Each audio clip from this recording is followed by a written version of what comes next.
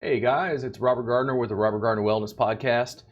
I had an interesting conversation last night with Jordan Cash and decided it was time to have somebody on the show and talk about politics, business stuff. So, Jordan, can you tell people at home just like a little bit about you and your background? Sure. My name is Jordan Cash. I'm a massage therapist from Central Kentucky. I've been in the massage world for about 5 years. I do mixed modality therapeutic massage with a big focus in chronic pain, long-term complex conditions, and trauma-informed massage. Those are sort of all of the things in my wheelhouse. And that's the deal. Yeah. Cool. How long have you worked as a therapist? 5 years. 5 years. Okay, so seasoned. Seasoned. You have some I like war to think so. wounds at this point. You could say that. Yeah. So, how long ago did you join the Reboot Insiders Club, like our subscribers group? You're going to laugh at this. Literally last night. Oh, okay. Not I even thought 24 it hours. was just a day or two, but I wasn't Yep. sure. Not even a full So 24 hours it was at like this moment. you walked into the group and you went, and you did this inadvertently, by the way. It was like you saw a hornet's nest and took a stick and went whack whack whack. To me, That's kind of what I do. the question was, and you can you kind of paraphrase what you asked? What did I ask? I asked, well, first I had some noticings. I had noticed a handful of times in seeing you talk in other groups and other people talk about you in other groups, Yeah. that the work that you do is not Thai massage, period. And also that some people would say that it's not massage at all. And And to be upon clear, reflection, that was other people in groups saying that, not me. yes, or Okay. you addressing that in an offhand comment, not necessarily with like an answer, but people say this about me, Yeah.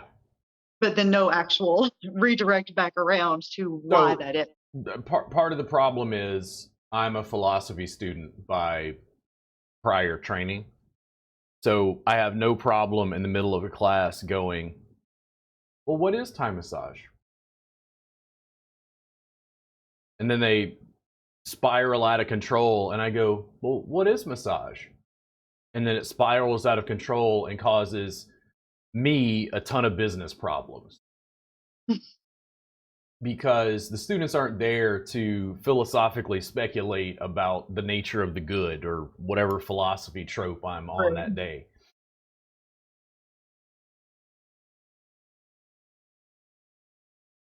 I've been a body worker for 20 years, and I've been teaching Thai massage probably for well over 12. The work was passed on to me as Thai massage. It was taught to me as Thai massage. It was primarily mat-based, but I never felt like, even when I was being taught, that it was like a new set of limitations. It was just a different framework that was mat-based. And over time, what's happened as Thai massage has filtered out of Thailand, and Westerners like myself have put their spin on it, it's changing from its more, say, traditional form in Thailand. Now, I run an event in Austin called the Thai Massage Jam and did for years, and I laughed one night because I went to the Thai Massage Jam, a young lady was there, and she had just recently gone to Thailand. And I really perked up and like listened because I knew I was about to hear something cool. And she said, I really wanted to know, like, what's the real Thai massage, the traditional Thai massage? What? And she said, I went all over Thailand, and she's like, everybody did it differently. I'm like, Welcome to bodywork. that notion is changing because there's been a pushback to teachers like me by the traditional Thai massage community. The traditional Thai massage community is basically bolstering tradition and saying, nope, can't change it. Nope, this is a sacred tradition handed down from the Buddha and the Buddhist doctor. You have no right to change this religious tradition.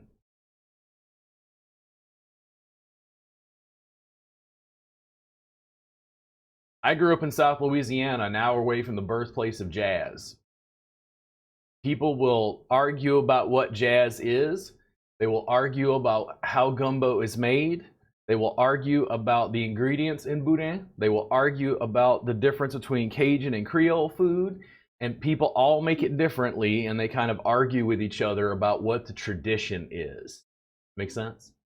Yes. Like, you're in Kentucky, right? Yes. Do you drink bourbon? I do. Does bourbon have a strict legal definition? Yes. Is moonshine bourbon? No.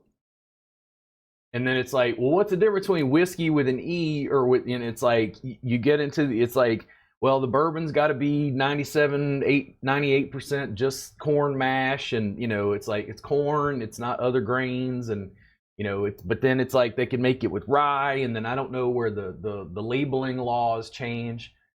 There are no such laws in regards to Thai massage. Can I pause you right there, actually? Yeah. Can you give me a sort of very basic overview of what is like traditional Thai massage? And then we could talk about the differences. And no, you can't? Okay. No. Just so, well, here's the thing, and I say this to not disparage. I want people to understand that. Like, I'm not making fun of people or whatever. It's like, the reason I bring up food and like bourbon and stuff like that is for the same reason, I'm sure. Well, the thing is, like, so if we talk about Southern food, like, ooh, I love Southern food, rice and gravy and biscuits, and but do they make the food the same way in Kentucky as they do Tennessee? Probably not. As they do in Virginia and West Virginia? Probably not. And Georgia. And that's the thing. It's like there's regional variations. So I remember long ago, somebody in a group, I was getting ready to go teach in New Jersey. And the students who were interested in potentially taking the class said, hold on. I was teaching a Thai massage class, and they said, are you teaching Northern style Thai massage or Southern style Thai massage? And I was like, hold on. What do you believe is the difference between Northern style and Southern style? And they're like, well, I took a class in Southern style, and the instructor had us chant for like 3 hours at the beginning of class. And I said, I'm an American. I'm not teaching traditional Thai massage. I'm teaching a blend of what I believe is probably Northern and Southern style as far as techniques and application. And I think that it's a uniquely American style of Thai massage. I call it Dirty South.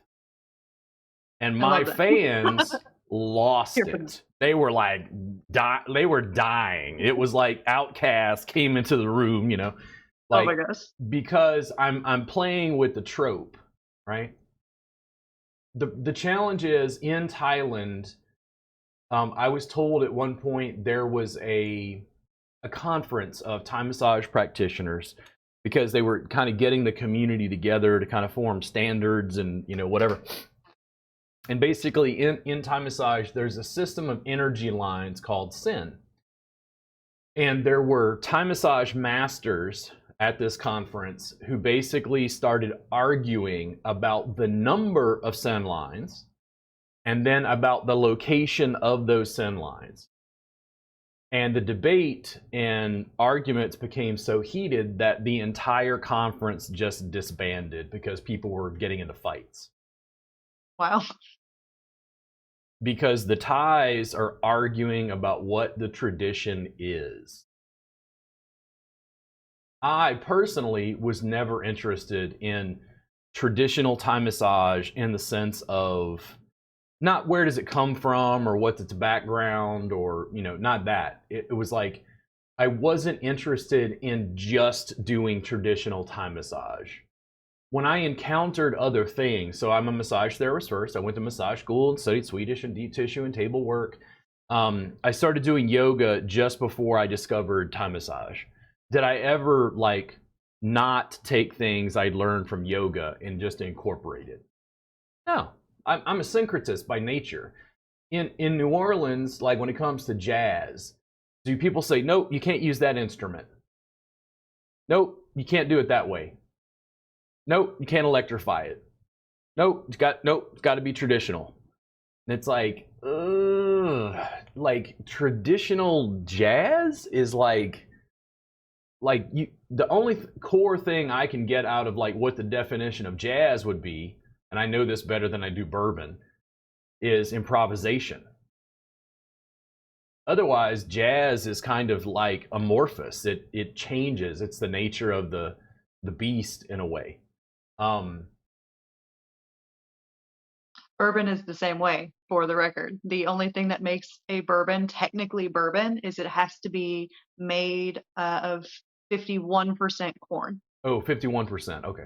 51%. The rest of the makeup, it can be pretty much whatever you want. And there is a lot of debate about what that should be. I'm sure, just like with jazz and Thai massage. But yeah, that is the one fast and hard rule. Yeah.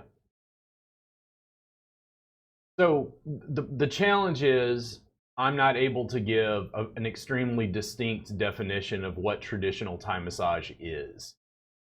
Thai massage definitely, as it has grown and flourished, has had like a third-party market of Westerners going to Thailand, picking up the work, and then like it's spreading out into other countries. So it's not uncommon, for instance, I've had clients who travel through Asia and they go to Korea and get a Thai massage, and they go to Japan and get a Thai massage. Because people are picking up pieces of it and sort of exporting it, and then it's like changing it in various ways. And when I talk about food, it's because I like Marion Narby is a wonderful, she's half Thai, half Australian. She has a cooking show, and she makes this Nam Prik Pao. Now the Nam Prik Pao is basically Thai napalm. Like this curry paste is so spicy. Like I've cauterized my innards with it. Now, when I make that Nam Prik Pao, that's pretty damn close to traditional Thai cuisine. But when I make it, is it traditional? It's a fair point.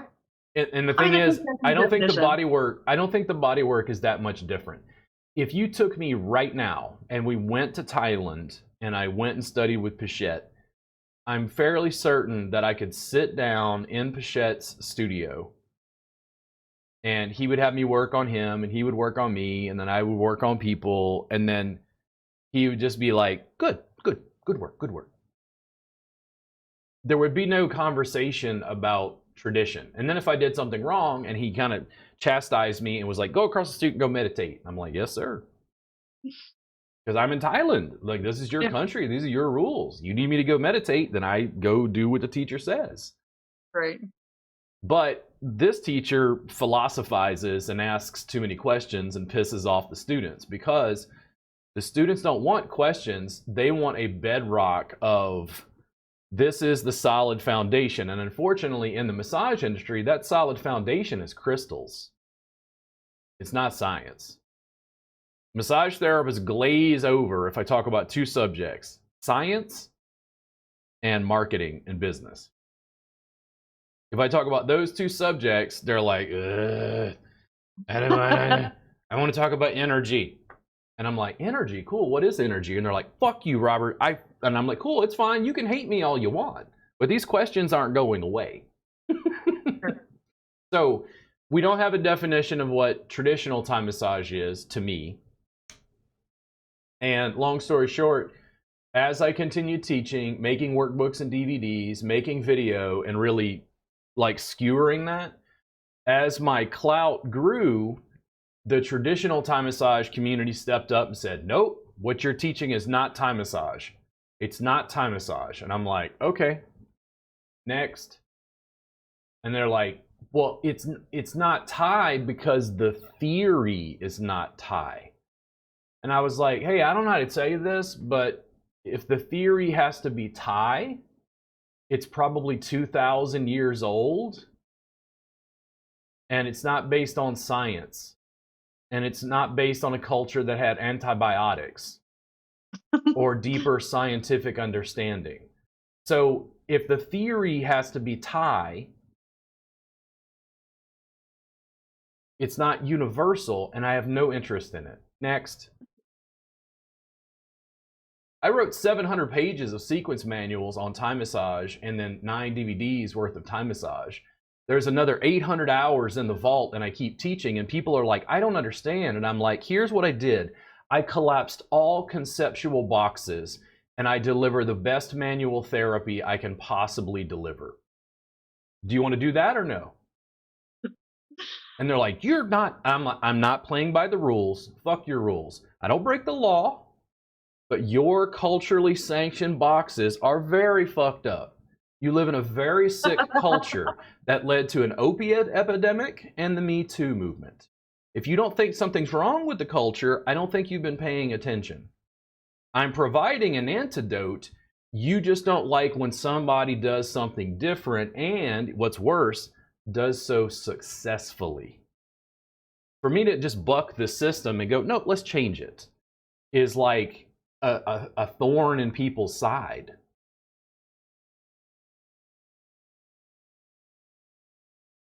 Okay. Now,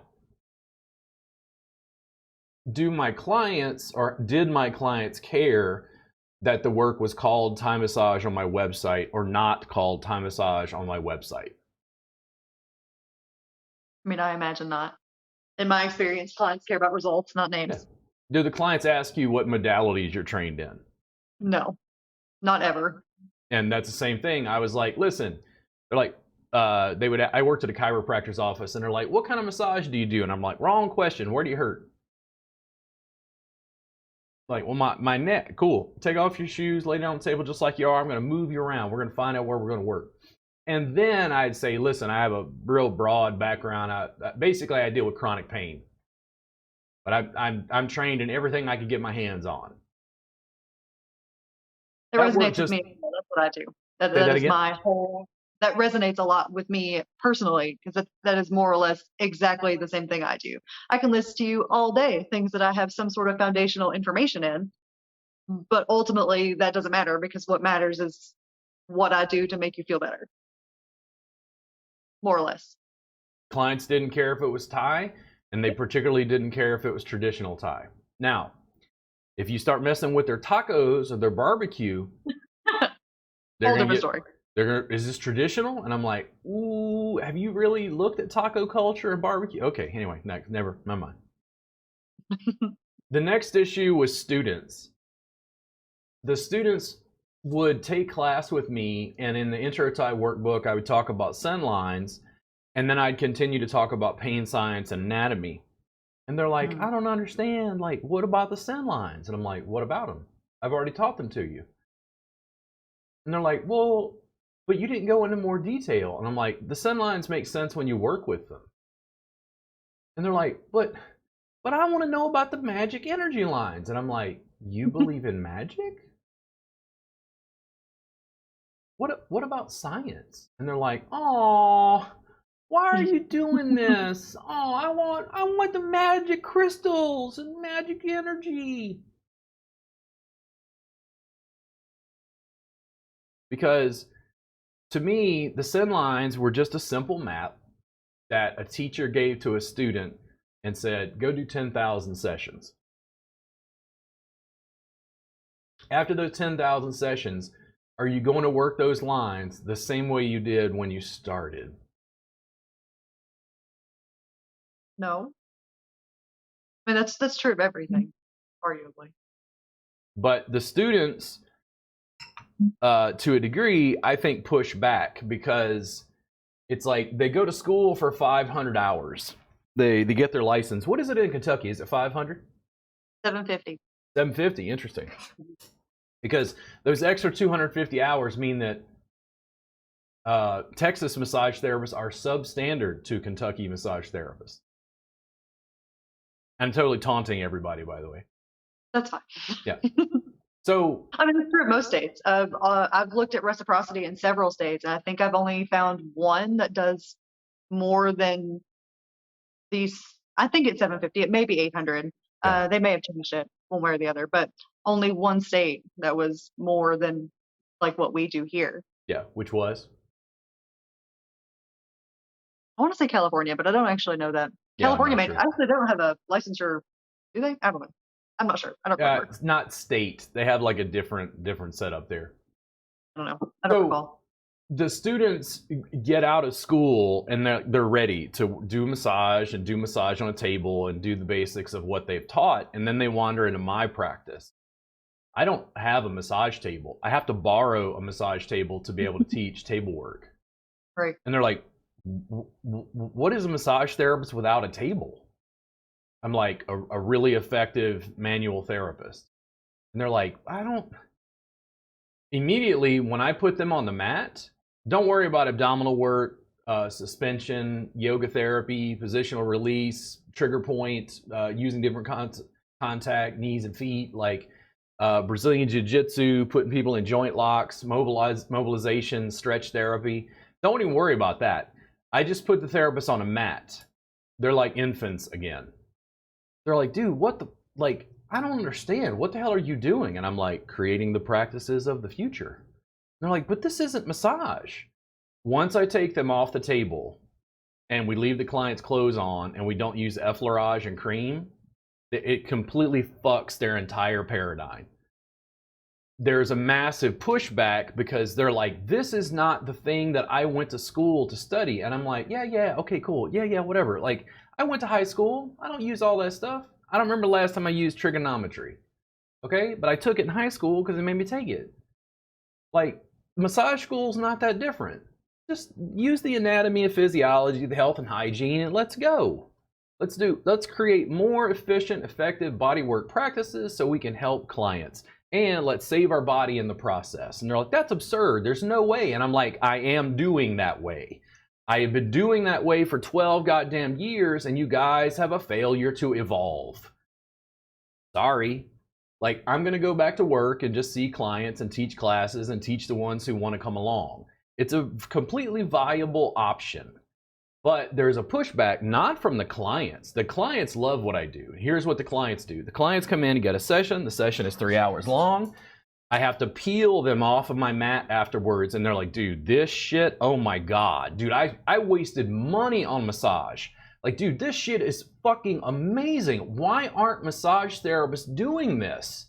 And I say, because they keep telling me it's not massage. And they're like, what? Are you serious? Now, a therapist will come in and get a session, completely freak out after I peel them off the mat, and they're like, dude, this shit is amazing, but this is not massage. In other words, I changed the practice so much that they don't recognize it as being for them. Now, when I tell that therapist, listen, it's no big deal, just like work with me for 1,000 hours. You'll pick it up. And they're like, dude, school was 500. You want me to spend? And I'm like, what do you think mastery takes? Like, it takes time. That's part of it. Yeah.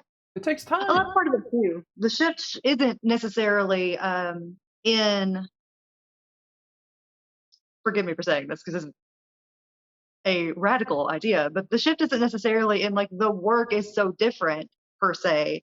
It's in the system. I feel like this is not true for me. Let me go ahead and say that. I feel like my massage schooling was not traditional at all. And so I don't understand, I guess. Maybe that's where my question originally came from. It's like I look at the work and I still see body work. And so I don't understand why there are so many people who don't. And I think that's the problem. I think massage schools are built to, I mean, we can say like built to pass the NBLEX and get your license and then do whatever. But I think we missed the mark on the do whatever part. Massage school it's supposed to be a foundation. It's not supposed to be the end all be all. But that's not what I see in the mass marketplace at all. One of the things that happened over the years was I was teaching Thai massage. The therapists were kind of hit or miss. Usually it was just like a table therapist blending a couple moves from my table Thai class. But essentially what happened is they would lose the information that they learned in class because the problem is the client's expectation was to come in, take off of their clothes. And once the client takes off all their clothes, the massage has begun. And they're like, I can't move them around because they're naked. And I'm like, just have them leave their clothes on. And they're like, God damn it, this is complicated. Because fundamentally, they're like, you're selling a different service. Now, in the midst of me working on trying to figure out how to translate that to them, stretch lab, stretch zone, stretch therapy boomed everywhere. And I sat back and went, oh, wow. You know, these stretch lab ads, that looks a lot like table Thai. People are clothed, they're on a table, they're being stretched. And the best part is you don't even need a massage license. And they went, what? They can't do that. And I'm like, looks like a national chain. Looks like it's spreading across the United States. It looks like stretch therapy doesn't require a license. Is that true in all 50 states? Tangent? I don't know. I don't know the laws in all 50 states. I mean, that's fair. I'm pretty sure, and I mean, don't quote me on this because I've not looked, but I'm pretty sure that the one local stretch place, I don't know if it's Stretch Zone or Stretch Lab, I'm pretty sure they only hire massage therapists. I'm not sure if that's a legal thing or it doesn't matter. It's not important. Oh, it's massively important, but massage therapists missed the boat. I was trying to drag them into the future and they refused, and then they let people come in without licenses and take over a whole swath of real estate that I was trying to get them to take. And it was like, well, my clients don't want that. My clients want massage. And it's like, no, your clients want what you've been selling them. Now, massage therapists will go into a Facebook group and go, I'm looking for a stretch routine. And I go, hey guys, listen, I've been teaching table Thai for 12 years. Why don't you guys want to do this? And they're like, no offense, Rob, but Thai massage just isn't my style.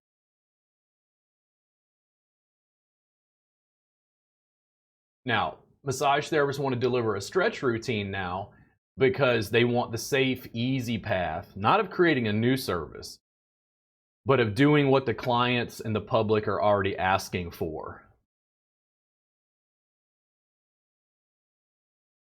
So now they want a stretch routine, but what they just told me is Thai massage just isn't my style. Do they know anything about my style? How it's packaged, put together? No. They just assume because of the name that Thai massage is Thai massage is Thai massage. So I'm in the middle of rebranding to a completely new name. The challenge is if I sit and have deeper conversations with students and I go, not just what is Thai massage, but like what is massage, they're like, well, you need a massage license. And I'm like, not to do stretch therapy, you don't. And they kind of grumble. And I'm like, the stretch lab down the street is not hiring massage therapists for the most part. They're hiring yoga teachers and personal trainers. You don't need a license to do stretch therapy. So why don't we just do stretch therapy? And they're like, and it's like, listen, yoga therapy doesn't need a license. Rossiter doesn't need a license. Stretch therapy doesn't need a license. Cuddle therapy doesn't need a license. So why would I be in favor of having a license? It sounds extraneous. It sounds like a whole lot of paperwork for no real benefit. And the thing is, here's what happens. The more I ask questions, it pisses students off.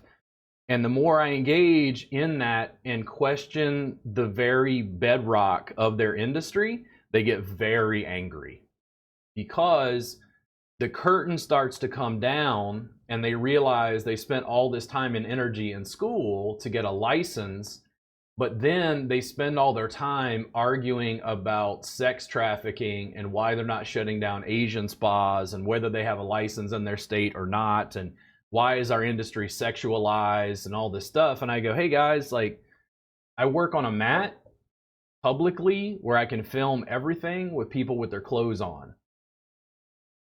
Next Level Pain Relief is not confused with sex work. Sorry. If all these other people don't have to have licenses, why do we? I'm not practicing massage. I'm practicing Next Level Pain Relief.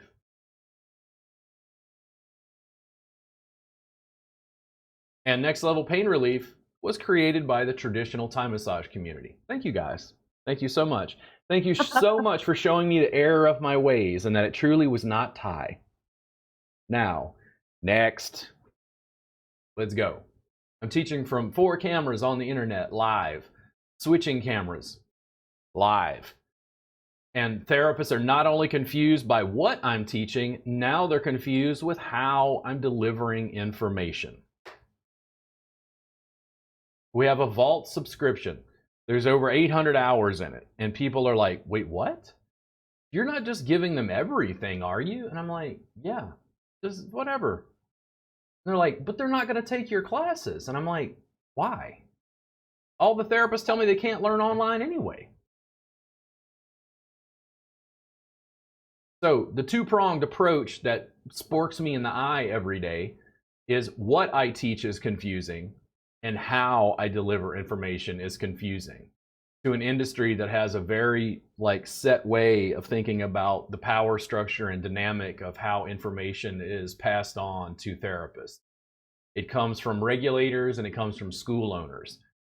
And I am basically like some internet rapper who just turns on the camera and goes direct to consumer. And they're like, no, you can't go around the recording industry. And I'm like, why not? I just did.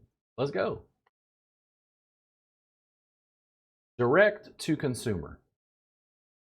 Can we talk about the irony of that as well? Because pre-regulations and pre-massage schools, massage was taught to people directly in I mean, some people would call it a lineage style or an apprenticeship or what have you. But I find it really interesting that that is such a large holdup for you, is the industry, when the irony of that is more or less, it seems the way that you're teaching and to some degree what you're teaching goes back straight into that. Massage is a passed down sort of, not technique per se, but. Well, I mean, before modernization and regulation, you understand that it was just taught via apprenticeship. Oh, yeah. Per teacher to student, basically. Yep. And again, even though I have these conversations and philosophical conversations and regulatory conversations, I'm not breaking any state laws. I'm not doing anything illegal. I'm just looking at the structure and the framework. And then also as an educator, I'm teaching on the internet. So I'm going across 50 arbitrary sets of laws that are often different. So if I go to Utah and I talk to a Utah therapist and I go, listen, can you guys do intraoral work? They're like, I don't know. It's state laws vary from state to state. Mississippi has a rule that you can't do visceral manipulation. It's very specifically written in their law. And the whole time I was looking at it, because I was trying to get ready to teach some stuff in Mississippi, I was like, do they make a distinction between visceral manipulation and abdominal massage? And if so, how and what? Yeah, and that's the thing. Once you really look at the law, you're like, oh, this is a bunch of Better Call Saul legalese, man. Ooh, this is murky. Hey, give me 1 second. I'm going to get some more coffee. How much do you know about philosophy, like history and tradition? Probably not a lot. So this is me, and the reason I bring this up is because I think this helps maybe students in the future understand who I am. So in a philosophy class, this is what it looked like. You go to a university, and the teacher, and normally it's like a really cool kind of older guy. Like I had a couple really cool philosophy professors, and they'll just ask a lot of questions. Like, what is, Socrates, what is the nature of the good? And Socrates I go back to a lot. And Socrates was eventually put to death for corrupting the youth. Because he took all their sacred tropes and was like, well, what about this? And what about this? And what about this? And basically, you'd go through a philosophy class with an idea of like, what is freedom? And then you'd kind of hack away at it, and then you'd have to like kind of redefine the term. But you spent so many times doing that, you finally got to this point where you're like, I don't know. And at first you're annoyed because you want the bedrock, right? But you get to this point where you don't know, and for me, this is me, there was this immense freedom in a sort of agnosticism. Socrates called it Socratic ignorance. I don't know. You ask questions until it falls apart. Now, I still feel a great, immense value in that process. Does the average massage therapist like that concept? I can't imagine. Most people do. It makes people very angry with me very fast because they're like, he won't conform. And I'm like, why do you want me to conform? And they're like, well, we have rules. And I'm like, no. But your culture's fucked. Your culture is like, listen, it's not that long ago we had Jim Crow laws. Things change. And I think generally speaking, they usually change for the better. More freedom, more justice. It's a long arc, MLK Jr. said, but it takes people questioning things and challenging things. And I'm just in one little bitty industry called massage. And I go, hey guys, why don't we work on a mat? And they're like, fuck you, you're a pariah. Like, we fucking hate you. What school owner in the United States wants an anarchist who teaches on the internet from 4 camera angles to come into a school and go and push a table over and go, now let's make a better foundation and work on a mat? And that is why it's caused so many problems over time, because they'll make an assumption about what Thai massage is. And I'm a massage instructor, and I'm NCB, TMB certified to deliver CE classes. So they think, well, he's a massage instructor, right? And I'm like, what is massage? And then I just keep teaching.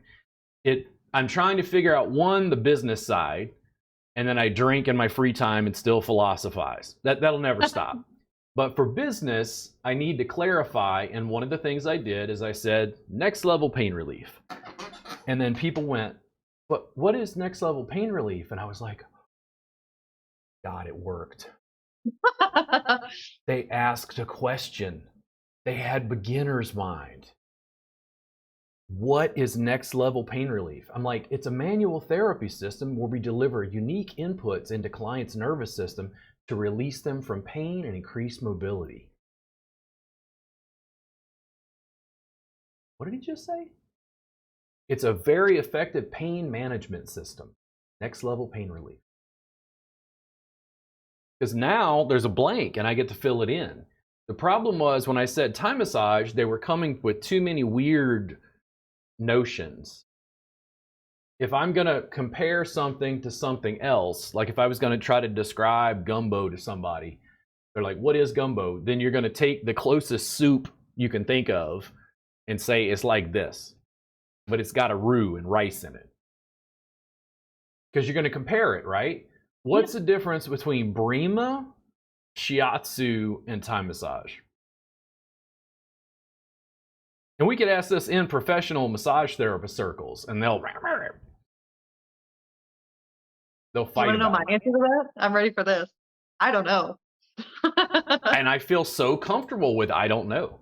But I was a philosophy student, and that's what I spent years doing, was like, watching debates fall apart and be like, logical fallacy, that's a red herring. Oh, ad hominem, you're attacking the guy. Like, you guys have no debate skills, whatever. Like, this is horrible. But that's my background. It's a very effective pain management system. I don't get clients or even students telling me it's ineffective, but I get students going, this is not the thing I was taught in school. And I'm like, yeah, this is the advanced stuff, guys. You just learned the basics in school. We can continue to evolve and change it. Why don't we make the practice better for Jordan? More effective for the clients. You can make more money, and you can save your body in the process. Guys, what's the average lifespan of a massage therapist in the industry? And they're like, I hear it's like 5 years. And I'm like, yeah, so why don't we increase it to as long as you want to continue working? And they're like, but that's not possible. And I'm like, really? You think that's not what I'm teaching? I've been doing this for 20 years. I don't have any hand or wrist pain. I can show you how, but we have to change the structure. The fundamental mindset. And that process is not easy. That change, people do not, in my experience, they do not respond well, including myself, by the way, to change. I don't want to change it. I just wish it was the same. Facebook will move something and I'll get annoyed. Like, why? It's like, it's got the same functionality, but they move the like button. And I'm like, why do they do this? Why are they complicating my life? Now, if you're a massage therapist who just got all this status and prestige because you just got your license and you work on a table and you went to massage school, and then you encounter me and I go, yeah, fuck the table, let's just work on a mat.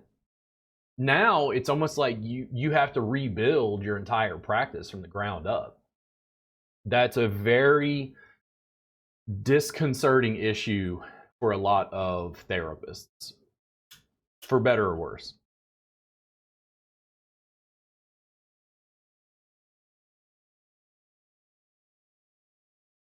I had a school contact me because they want me to come in and teach Thai massage.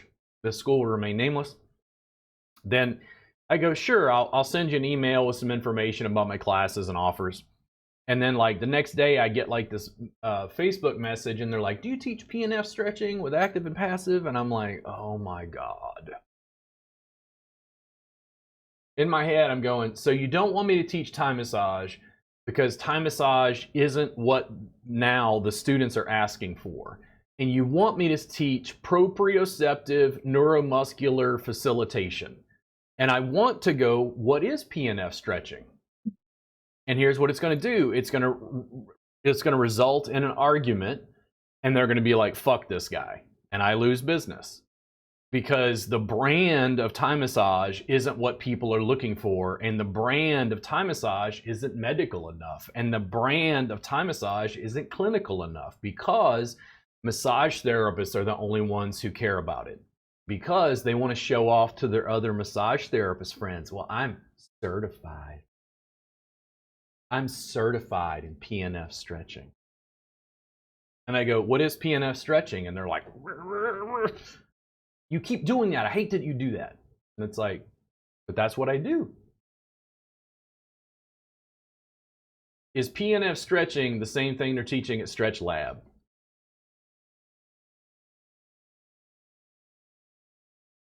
I hope you're not asking me because I don't know. I have not looked at a Stretch No, Lab. and the thing is, I'm asking a question, but even I don't know. Not in a scientific, clinical way. And in fact, in classes, if I dare even bring up the word science, the students start to glaze over because they are not interested in double-blind studies. They just want me to tell them what the truth is. And I go, so you want me to be like a religious figure, like a guru, and just dispense the truth? I need some more Rolls Royces and access to your credit cards. Because I ask questions, but that very process that's so ingrained in me can be disruptive to people when they're not familiar with that background. there aren't a lot of former philosophy students who almost got a college degree, got into a car accident, were in chronic pain, and had to basically prevent themselves from shooting Oxycontin or heroin. That's my massage story. And that's how I got into massage. It was not to work at a spa. And I knew, based on my stellar personality and good looks, that I had to solve a problem fast. And the problem I solved was pain relief and mobility. Over time, the more I changed the service, it improved for the clients. The clinical outcomes were better, but it looked culturally less and less and less like what people do calling it massage. Did you see the response from Beth Mingledorf inside the group? The first one, yeah. Yeah. And Beth was like, I told her it was like, she's not as emotionally attached. She doesn't care. She just does her thing. But it was like, it was a little cold. It's like, well, due to massage therapist training, their failure to change. And, I'm just like, I agree with you, Beth, but. But damn. But people don't want to be criticized in the process. And I bring this up regularly. So don't even worry about next level pain relief or my work because it's mat based.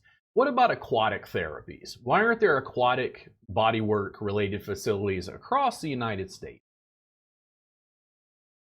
We know it exists, but it's never hit mainstream mass market saturation. What about therapeutic flight for macro yoga? You hang people upside down off of your legs and like you move them around. Like, why isn't that? And they're like, dude, what are you talking? And I'm like, listen, the edges of what massage regulation allows, there's plenty of space. Why aren't people creating new services? And like, that's impossible. You can't improve massage. And I'm like, really? Are you sure? I think I have 800 hours of documentation showing me improving it. It's more effective for pain relief in my experience. It's also easier on my body. Let's try working on a mat. That notion, just working on a mat, that is in stark contrast to the industry. Most therapists across the United States work for somebody else. And in the bulk of those facilities, an owner would never allow someone to do what I teach. It is verboten. Not massage. They're not even using a table. This is crazy.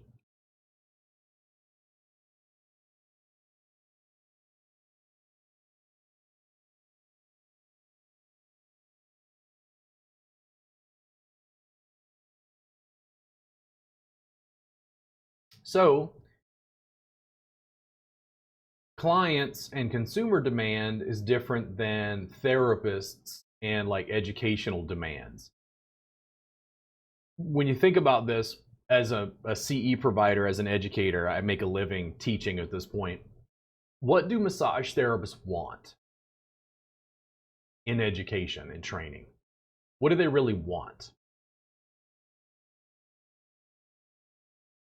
Do you want my real answer, or do you want what I would hope the answer to be? I mean, we're being real. I don't feel like I'm being impolite. I'm just discussing difficult absolutely subjects. Not. Absolutely not. So, what do massage therapists want? My jaded sort of interpretation of what I think a lot of massage therapists want out of CEs is just hours, licensure hours. But they can get that so. for free from the ABMP online. Yeah, but then they didn't pay for a certification. Why do they want a certification? Well, because we're all tied to our egos, and it all means because something. The primary motivators for massage therapists, and I'll say this, I have suspension coming out once the nationals approve it. I'm going to develop a certification track for next level pain relief. And I have to tie suspension, certification, and next level pain relief. Jordan, do you want to be a next level pain relief specialist? Ooh. I could be certified? Yeah, absolutely. I'm gonna help you and work with you on it. And if I need to do interactive live consults from 4 camera angles to work with you interactively from Texas to Kentucky, we can do that. I would love for you to get certified. Massage therapists operate, in my experience, primarily off of status and prestige. And conveying status and prestige, their primary motivators are not money. They want money, but I don't think massage therapists become massage therapists just to make money. No. Status, prestige, and freedom. Sure. They want to be able to take time off and go on vacation. And I go, do you want to be a massage therapist or do you want to be a next level pain relief specialist? Ooh, I could be certified? Absolutely. I have to give them suspension, status, prestige, certification. Because I think, in my experience working with therapists, that's their primary motivation. If they can't get certified, they're like, oh. They would take like Thai massage class with me and they're like, well, how do I get certified? And I'm like, what? Certified in what? And they're like, well, in Thai massage. And I'm like, I don't own Thai massage.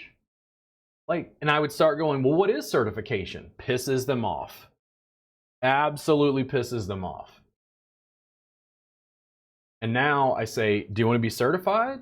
Yeah, I want to be certified. Cool. You're going to be NLPR certified. What's NLPR? Next level pain relief. Oh. Status and prestige. I'm only going to fight it so far, but I have to understand how the therapists think to be able to sell a different and new service to them. There are challenges in getting the students to pick it up and use it, but students will then like come into the subscription service and go, I don't understand. Is this shit Thai massage or not? And I'm like, what is Thai massage? Well, the thing is, again, like we're having a talk, and I'm going into some of the philosophical speculation that led to where I'm at. But long term, it's not good for business. It's much better for me to say, next level pain relief. This is what next level pain relief is. These are what the sessions look like. Here's how you get certified. Here's how you continue working with me and studying. And I'm going to dedicate the rest of my life to transforming the students who work with me in their practices. Because I want you to have status, I want you to have prestige, and I want you to have a lot of freedom because you're rich.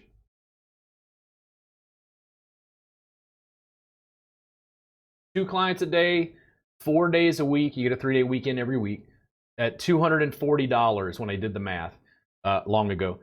2 clients a day, 4 days a week. So every week you got a 3-day weekend. You can combine those days for a longer vacation if you want. If you have 16 regular clients who saw you once every 2 weeks, you're fully booked and you'll make $100,000 a year. Now, fudge those numbers and triple it to 60 people you work with. You work 4 days a week and you make $100,000 a year in private practice. Now, does it sound like you want to work at Massage Envy? No.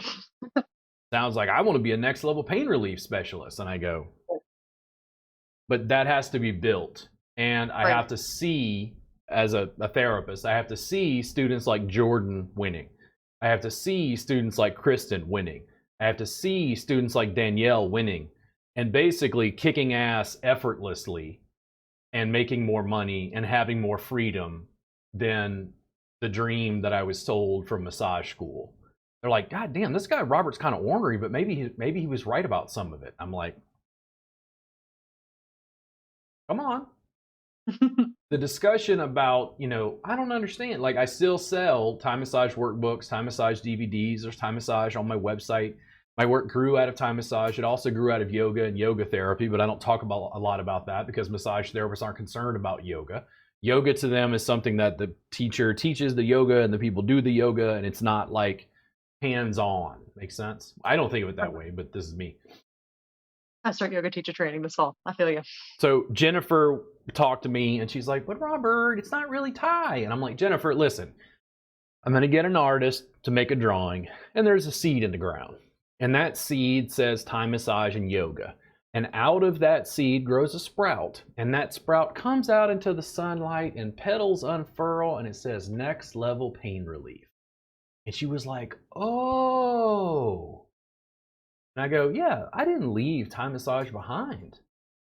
You have to understand, I was trying to give homage to the Thai people. I've had Thai nationals in my classes, and these young ladies are asking me, a white guy, like, how do I sell this to these white people? And I go, I got the same problem, baby. She's like, they're like, but Robert, you've done so much to like promote Thai massage and like promote my people's work. And I'm like almost crying at points. And I'm like, yes.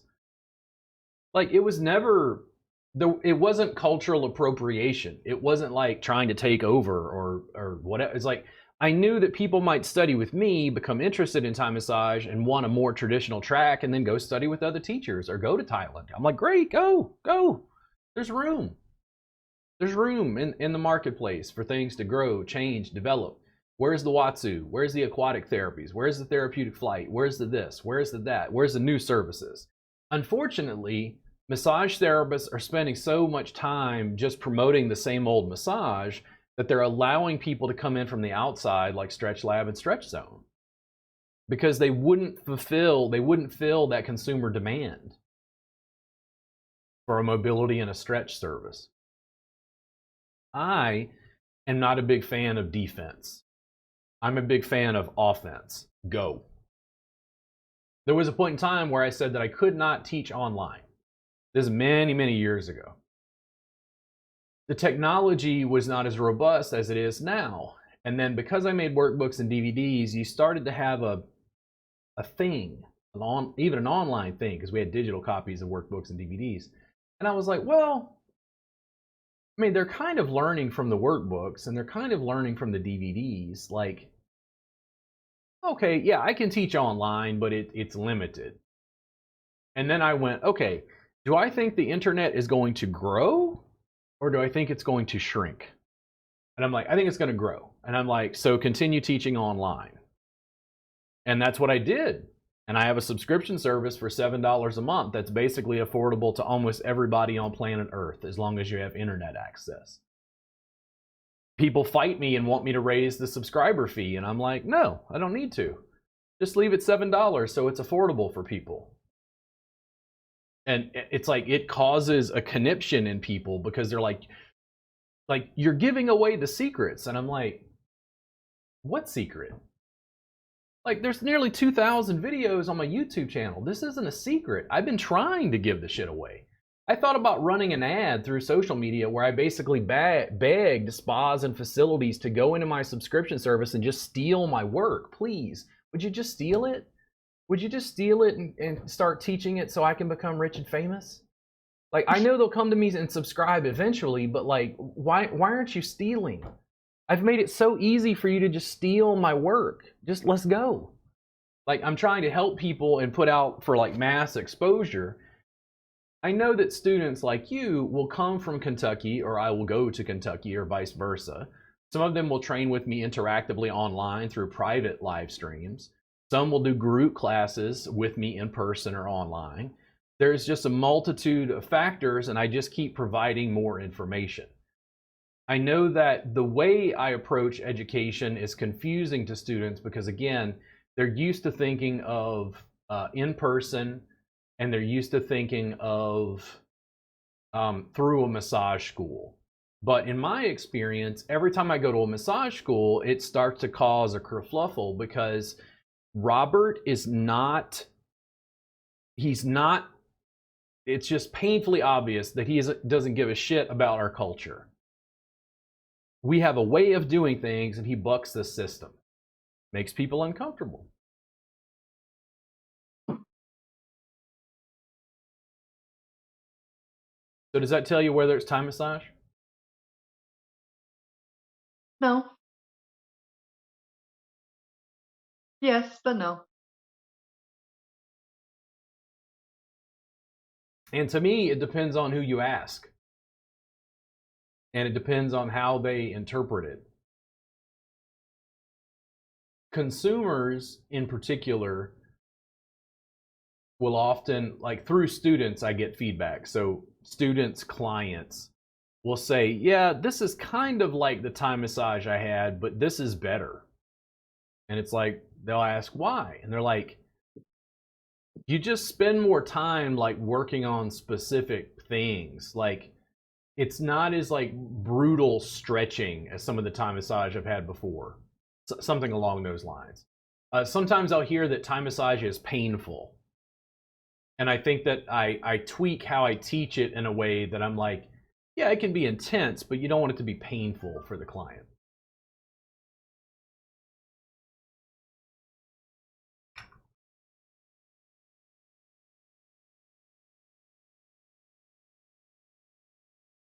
And if you really want ugly opinions, go find some Thai massage teachers and ask them about me.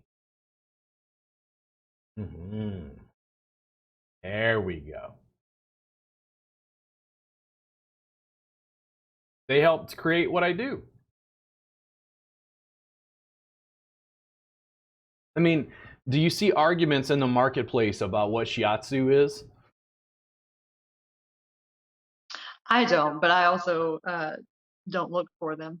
I don't care for arguments either. That's the other sort of part of that. I'm perfectly happy to let people be and do and exist. So maybe I'm the wrong person to ask. Well, from a business standpoint, I wanted to have the conversation because I wanted to clarify some things and maybe put it out in a slightly different way because it's in a podcast format where we're talking. Okay. The other part is, if I'm not careful, it's bad for business.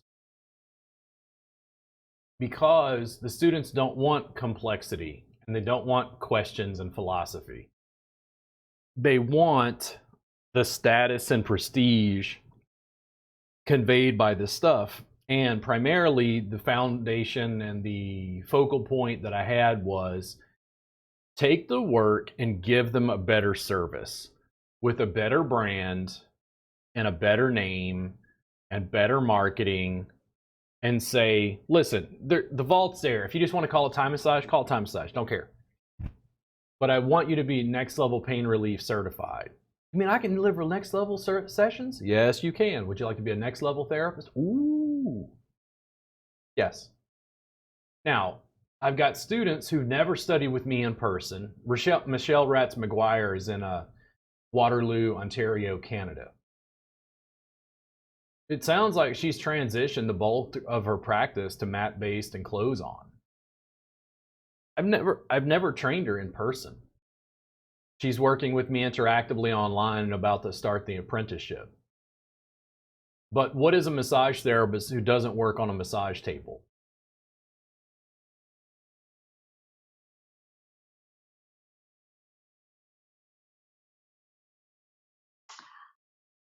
Again, I'm probably the wrong person to ask because I still see a massage therapist, I still see a body worker, someone doing the thing.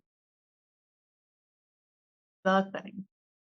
And legally, when you dig from state to state, wildly disparate laws. Most therapists don't deal with it because they're not traveling from state to state. But as an educator selling information on the internet, I got people in Serbia buying stuff.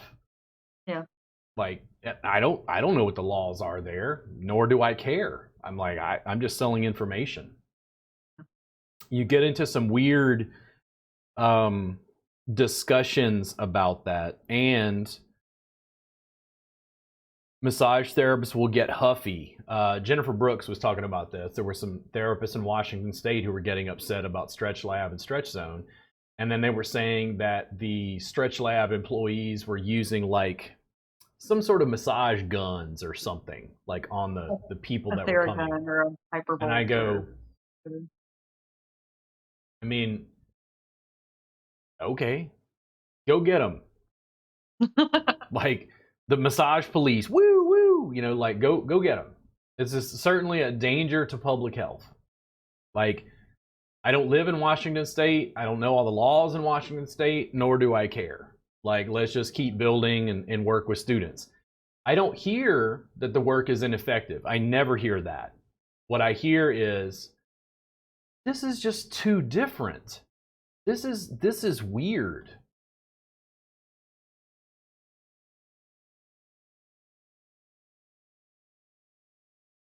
Local massage schools, the word is on the down low, that local massage schools tell people not to listen to me because I'm corrupting the youth. I'm presenting an alternate paradigm, and it's fucking up their curriculum because they're like, this guy on the internet won't shut up, and he even lives locally. And they tell the students, don't listen to him. We are the authority figures and leaders. You do what we tell you to do. You're a massage therapist.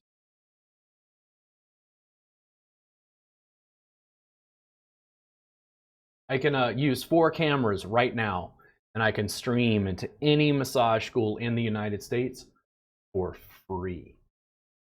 How many school owners contact me and say, Robert, would you like to come in and just completely fuck up and disrupt our entire curriculum and introduce anarchy? And I go, I would love to. That would be wonderful.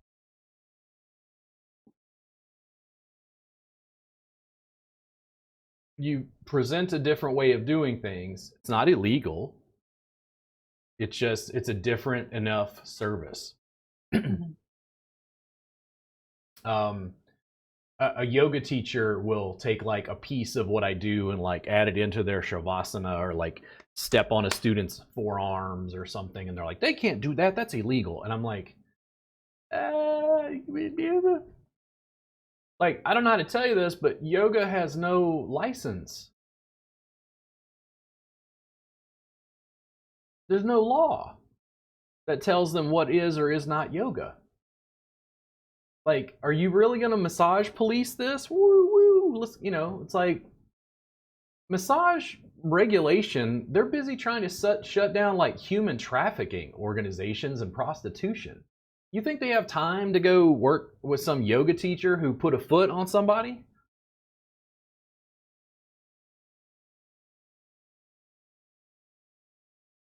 Four camera angles, global reach. Now, why aren't the subscribers in my subscription service begging me to teach them 2 hours a day, 5 days a week, 52 weeks a year, and give them another 500 hours of footage yearly? Because the students who are already studying with me online are going, but we can't learn online. And I go, what is online? And the whole shit falls apart. Because I go right back to philosophical thinking, and I go, is a book online? Is a podcast online? If it goes in your ear, it's a different one that goes in your eye. Blog post? Social media, TikTok? Can you learn things on TikTok? I mean, what do you think happens at an average massage school when I walk in and talk about the importance of making video on TikTok?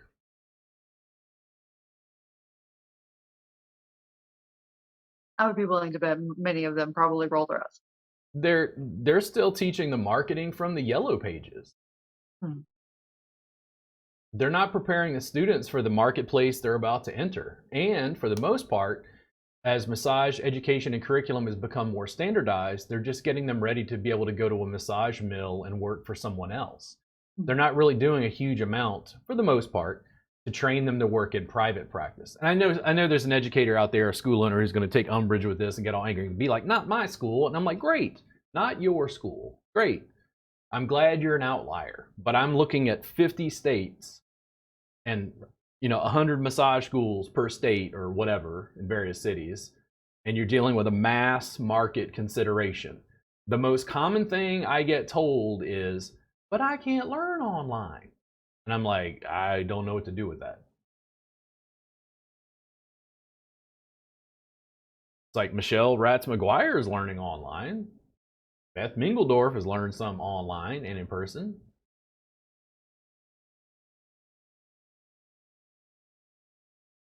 Especially once you've got the foundation from school. I go to a school, they finally let me in. I get ready to teach class. I'm setting up cameras, and they're like, what are you doing? And I'm like, setting up a camera to record my class. And they're like, we don't allow that. And I'm like, well, it's my class. How do people feel about recording everything when we work in an industry full of naked people?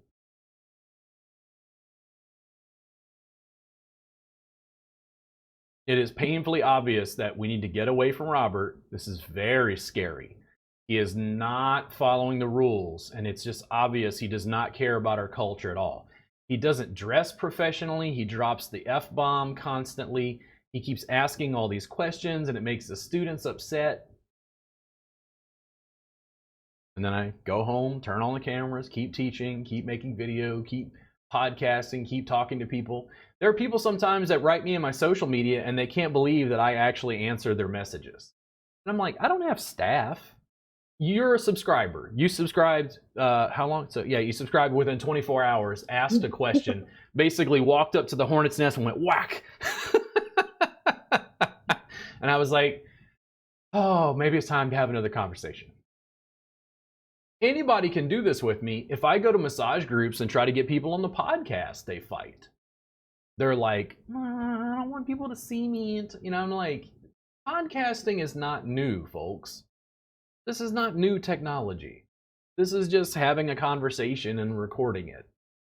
Like, there's a lot of room for growth in the industry, a growth which I think I represent. And for however poor my sense of humor is, and however poor my social skills are and my language is, I'm just trying to expand the parameters of what therapists can do.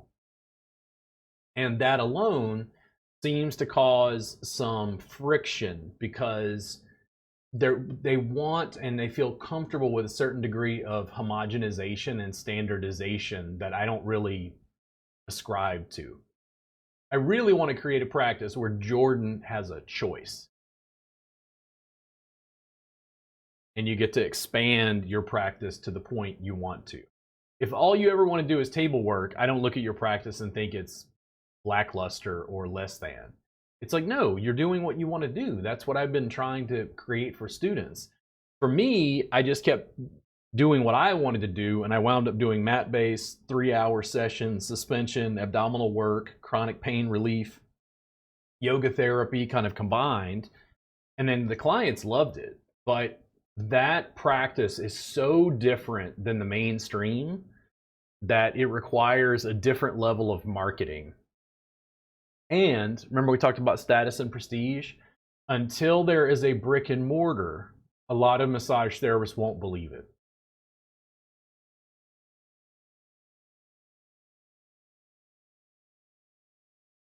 Because brick and mortar in our industry is status and prestige.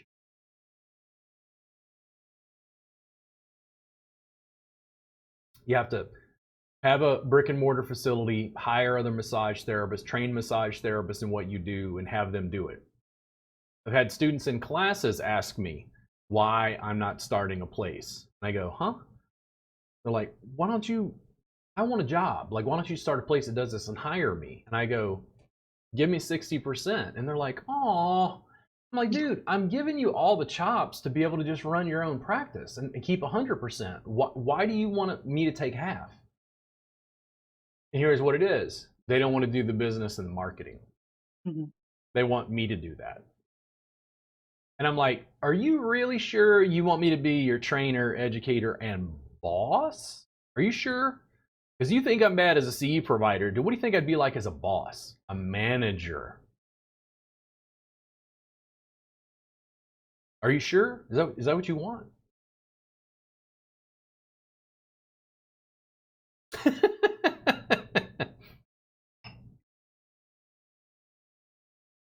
Most therapists are completely fine saying they do integrated work. Multimodality, like they're blending stuff that they've learned in a new way. Students That's love literally cupping. the thing that I told you, yeah. We'll say it again? That's literally the thing that I said to you an hour ago. Yeah. They love massage. Stuff like cupping in particular. Cupping has grown in the last several years. Mm-hmm. And I would look at it and it's like, I don't know a lot about cupping. I don't teach cupping because I don't do it currently. It's not because I think it's bad. It's not something that I currently know about and feel comfortable teaching or whatever. And I go, why do they like cupping? And it's like, because the foundation is exactly the same. You add some cups, save your hands, gives you a new tool. The problem with what I teach is we have to change the foundation, which meant that basically I had to recreate core curriculum online to give the students who wanted it enough foundation and support to be able to understand how they could change the practice to make it math-based. Core curriculum in Texas is 500 hours. I have 800 hours and growing in my online subscription for $7 a month. And I go, listen, for the $8,000 you paid massage school, I think you can study with me for 95 years online for $7. Now, I know some people think, again, you said something about somebody on Facebook about my ego or something, and it's like, okay, cool. If you're out there and you're watching this and you want to talk about my ego on podcast, please come on. I'll let you criticize me, call me names, curse me out. I'm amazingly amenable. Now, I'll call you out on your ad hominem. I'll call you out when it's a very poorly set up debate and discussion. You know, I'll call you out when I think your logic is flawed, but you know, I accept criticism and I've had to learn how to have a tough skin. I'm trying to change things for the better, but change is very uncomfortable to people. But I don't know any way of making the world a better place without initiating some sorts of change. I am not refusing massage and table massage. I'm not refusing regulation or school owners the way things are. They're spending all their time blocking me and saying, you can't do that. I live in Texas. I live in Central Texas. So how far do you have to drive to get to the closest state to you? Hour and a half, maybe. Hour and a half. Okay. I'm in Central Texas. I can drive 8 hours south and still be in Texas in Brownsville. I can drive 8 hours east and I'll be in Baton Rouge in Louisiana. I can drive probably 3-4 hours, maybe a little more than that, and get to like Oklahoma. I'm in Central Texas. People don't realize this, and this is the sort of regulation stuff I deal with. In the state of Texas, which is my home state, it's where I live, I can teach classes. I can't teach any hands-on instruction online for CE credit. 0. Which means all that stuff I talked about where I'm flipping camera angles live and doing consults with students and working with students, I can't provide CE credit in Texas that way. Now, why would there be a law against that? I mean, in this age, and they didn't even waive it during COVID. You still had to get your CEs in person. Didn't even waive it during COVID. Oh, wow. Now, why? I mean, I'm sure they would tell you because we're a hands-on profession. Well, to protect the public.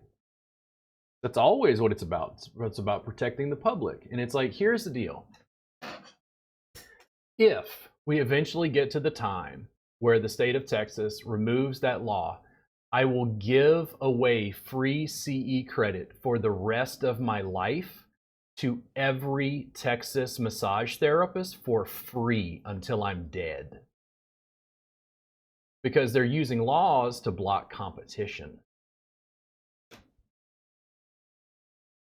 The laws are set up to block me from doing what I'm doing. And if you can't give CE credit, it doesn't have the status and prestige that therapists want. Now, do massage schools want me giving away stuff online and basically crushing the CE market?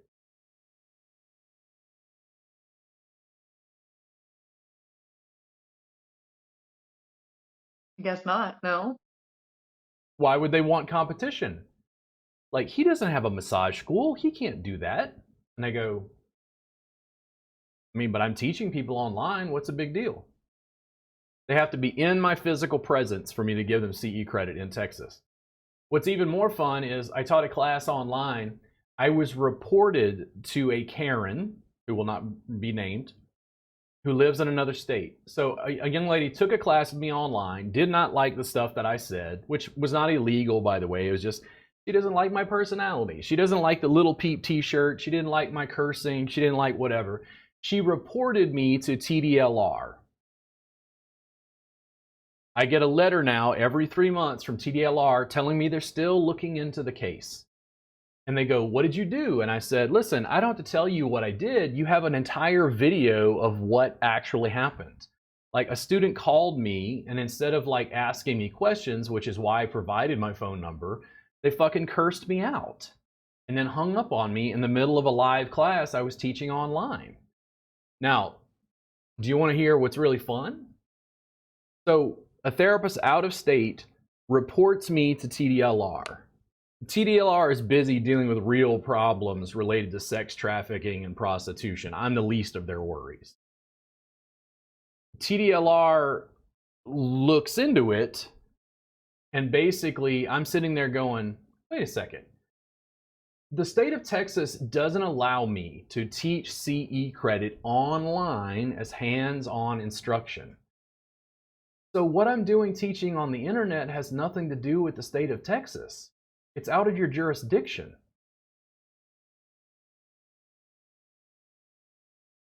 If the state of Texas doesn't allow me to teach CE credit online, then TDLR has no stance to do anything because I said something on the internet that people don't like. The lady's never been in my physical presence and reported me to the state regulatory board. And then people wonder why I'm a little grumpy. It's like, but I created technology that allows me to like do this interactive online training. Does any massage school in America write me and ask me how I'm doing this? Robert, could you assist us doing this with our curriculum? No, I'm a pariah. They're like, this guy's got to go away. This is trouble. This guy's going around waving a phone talking about TikTok. How many Thai massage teachers are promoting TikTok video? Probably none. I'm a very non-traditional Thai massage teacher. Let's put it that way. Now, you are a new subscriber. You got a very acerbic, poked the hornet nest conversation with me, and I really respect it. I was like, yes. I was like, somebody using this group for what it's intended for. Let's have it. Do you have specific questions about what I teach, or is there something that I can help you with since you're already here? Dang.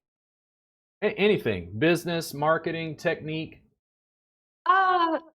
No, I don't think so. No. I like to sit with a question before I actually answer it. Are you primarily working for yourself? Yes. I hit my 1-year anniversary yesterday of being entirely private practice. Did you get nervous when you went into private practice for yourself? Yes, but it's largely because I started in private practice and failed. I did private practice for almost a year before I went to one of the chains in the area because I wasn't making any money. Yeah. Couldn't support myself and my spouse and all of that good stuff. I wasn't prepared. And so I did the chain spa life for a while until they didn't like me very much anymore. So The spa didn't? I also have too many opinions and ask too many questions. So Perfect. you know. So You're a I perfect left. student. It's like, she's causing problems for people. I'm like, yeah. Yeah. That was my whole thing. They liked it a lot when they perceived me as being on their team. And the minute that I started questioning the way that things were done and asking questions about how to make things better, they did not like that very much, and that did not sit well with me, and so I left.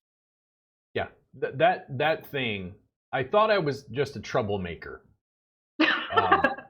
But I didn't have the word for entrepreneur. Once I really worked for myself, I was like, oh, dude, like that's almost like a psychological set. Like entrepreneurs, that's what we do. Even when we work for somebody else, we're like, well, we could make it better. We could just change it just a little bit. And they're like, you do what we tell you to do. I got fired from a lot of jobs. I got fired from a lot of jobs, and not once did a boss pull me aside and be like, "You should be an entrepreneur." I They were had, like, "Get out of here." yeah, no, my boss was very surprised that I chose to work there and work there as long as I did. I worked there 3 years. I was their lead massage therapist the whole time, the vast majority of the time. And he was always very surprised, I think. And the owner of one of the other big massage places in town he saw me as a client, always told me that, you know, he was very shocked that I worked for someone else and he was just waiting for me to go do my own thing. How are you doing the bulk of your promotion to be able to get clients, new clients? Um, Largely through one specific of my like local Facebook group. It's huge. And they do like small business posts or whatever. But probably 50% that and 50% the clients that I already have telling everyone else how wonderful I am. It's a little bit 50-50 word of mouth and social media. How active are people on social media generally, like in your area? Because I find it's different in various parts of the country. I would say pretty active. There's not a whole lot to do here. So I think social media helps keep people occupied and in touch with other people, even though I don't really actually totally believe that. But Yeah. Have you tried any ads on social media, like Facebook ads or Instagram? I have Facebook ads and Google ads, and I found that they were mostly useless for me personally. Hmm. Which, So, in other words, how could much be me. how much money did you spend, and then did you get any clients from it at all? I probably spent, I don't know, probably top end, maybe a max of $500. Not a whole lot. Is Not a that whole for lot like a going month on. or? I don't know. In the early stages, probably the first maybe couple of months. Hmm. And I got, I don't know, maybe 3 to 4 clients out of it. I don't know that.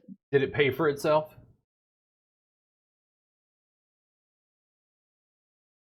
I really don't know. Hmm. I know that's not a good answer. Yeah, the platforms have changed over time, and I wonder about this because I could help students more if I could figure out a fairly consistent way to help them advertise their practices to like draw people in via video. When you ran Right. the ad, was it just like a graphic or was it a It was video? just a graphic. No, it was just a Just- graphic. I have found that, and I don't do this as much as I should, and I'm very super aware of that. But people are very interactive with like Facebook Live, like that kind of format, which is why TikTok does so well because it's all that format. I'm not on TikTok. I arguably should be, but I'm not currently, and that's okay. I just branched out to Instagram like 2 months ago, Yeah. behind the times. Yeah, if you continue practicing what I'm teaching, and I know you just joined, um, because the work is close on, you can film and photo document more. Right. I encourage students to just grab a client, put the phone on a tripod, press Facebook Live with the client's consent. They can sign a little AV A waiver. waiver. It's Yeah. attached in the documents inside the group. If you need access to it, just let me know. I can email you a copy. But it just allows you to use their stuff in your social media or whatever. But Right. you just talk to the camera just like you're talking to me. Hey guys, just want you to show. I'm going to work on Colleen here and work on her shoulder. And Yeah. you'd be surprised if you did that regularly. How much it helps. Well, the irony in that is I have clients that volunteer to do that for me, and they're like, you can totally use like whatever information, and I do like nude table-based like massage, like Yeah. traditional massage. Like they're just like, yeah, no, like your draping is good, like whatever. Use my likeness, like I don't care, and I don't. It's a problem with me. It's not a problem with them even, or Oh, I mean, I would say whatever, that unequivocally across the board is therapists are very afraid of making video. Oh yeah, absolutely, Yeah. absolutely. And usually I tell them they're afraid of people's judgment. Me, what I did was I just assumed nobody liked me anyway. So let's just make a video and like see if any clients came in. And when clients came in, I went, oh, let's do that again. And then they're like, we don't like you. And I'm like, but clients came in. Like this way I'm disliked and I'm not broke. Fair. You know, I haven't gone into a great detail about this, but I think it's interesting. Do you have any clients who are asking about saying, they'll model for you? Do they have their own Instagram account or Facebook account? Probably. So I would almost guarantee it. Now we're going to be more complex. So now I want you to put your phone on a tripod and press Facebook Live. And then I want you to stream from their account. Yeah. As well. Because now it's like you're hijacking their account to promote your stuff, and all of their friends, family, associates are going to see it. I mean, why not? Oh, yeah. It makes sense. It's a choice. It's not a... And to me, it's just pressing some buttons and tagging yourself or whatever and pressing a button. Yeah. It's not inordinately complex. My sense of it from the public, the consumer end, I think that the public looks at you as just amazingly professional when you make video or have an active social media presence. They do not. They do not? Not me personally. I don't think. Not me personally. Why? Because I'm weird and awkward and but that's what you're selling. Yeah, I mean, it's true. You could put a business card and put your thing in like Jordan Cash, weird and awkward massage. That's your calling card. I mean, I look at you and I'm like, lovely, beautiful, shaved on one side, greenish hair. You're never going to hide who you are. Nope. But if you put yourself on display and go, this is who I am, you'd be surprised how many people are like, well, I want to work with Jordan. I mean, it happens kind of a lot. Yeah. Kind of a lot, yeah. I have a reasonably thriving practice. Yeah.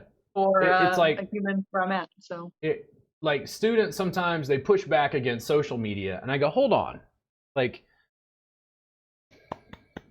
you guys like word of mouth, right? And they're like, yeah, we love word of mouth. And I go, this is digital, globally scalable word of mouth.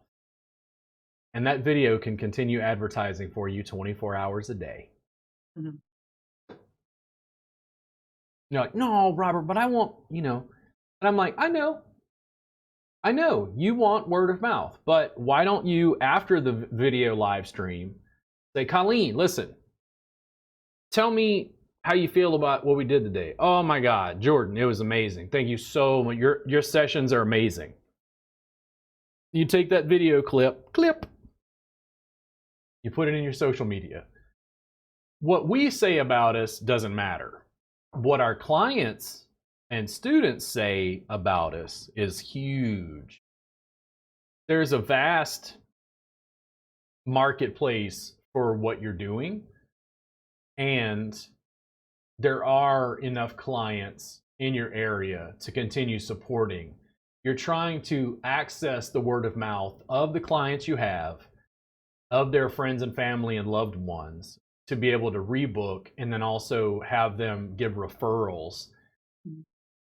Because I don't know, whatever it is that is like your target demographic, the clients that you get along with, not the clients that you're like, okay, I'll work on them because I make money. The clients you're like, yes, Jennifer's coming in. Yes, I love Jennifer. I will work on Jennifer and then go, Jennifer, listen, you were amazing. I need 100 of you. Do you have any friends or family who could benefit from what I do? Do you have friends or family that are cool like you? Because I need them as clients. That goes a long way. Yeah. And the video part is just increasing that word of mouth. I want students, this is what I like.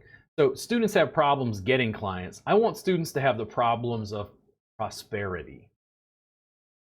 I want the students in my subscribers group to come to me and go, what do we do about taxes? And I'm like, now we're having entrepreneur. What do I do with all this money? And I invest it. And they're like, what? Like, how do we? I don't want the problems of broke. I've had those. I want the problems of prosperity, and that's what I want for my students. Like, Robert, I'm getting tired. And I'm like, are you fully booked? And they're like, pretty close. And I go, cool, the problems of prosperity. Have you raised your rates? And they're like, oh, but if I raise my rates, people aren't going to be able. I'm like, no, hold on. You're fully booked. Like, I've had students, they'll be booked out for 3 months. And they're like, I don't know what to do. And I'm like, get rid of some of your clients.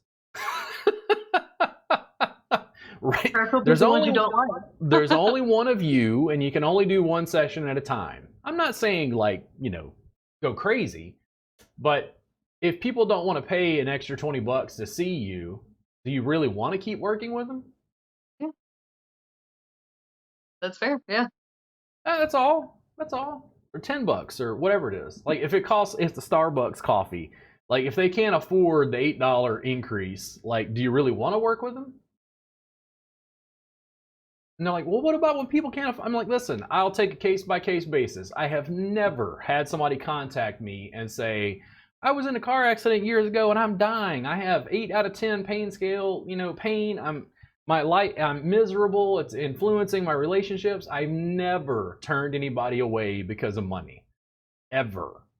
I've literally gone, listen, you can't afford my fee. What can you afford? And they're like, well, I could do 200. And I'm like, sure, just go ahead and book a session. And they're like, really? And I go, dude, I'm not going to take somebody in pain and like rake them over the coals of what they can't afford after a global pandemic, by the way. Yeah. Like, I got into the business because of chronic pain. I have a vested interest in helping people in chronic pain. And then I go, listen, if I'm able to take you in a single session from an 8 to, let's say, a 5 in one session, will you write a Google review for me? And they're like, oh, absolutely. Now, when I do that and take them from an 8 to a 3, what does that Google review read like? It don't sound like a massage.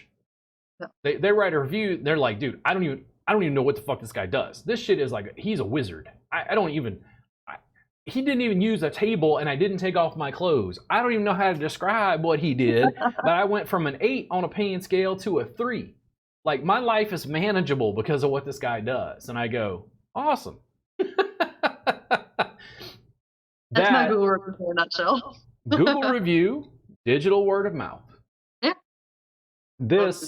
That technology is not going away.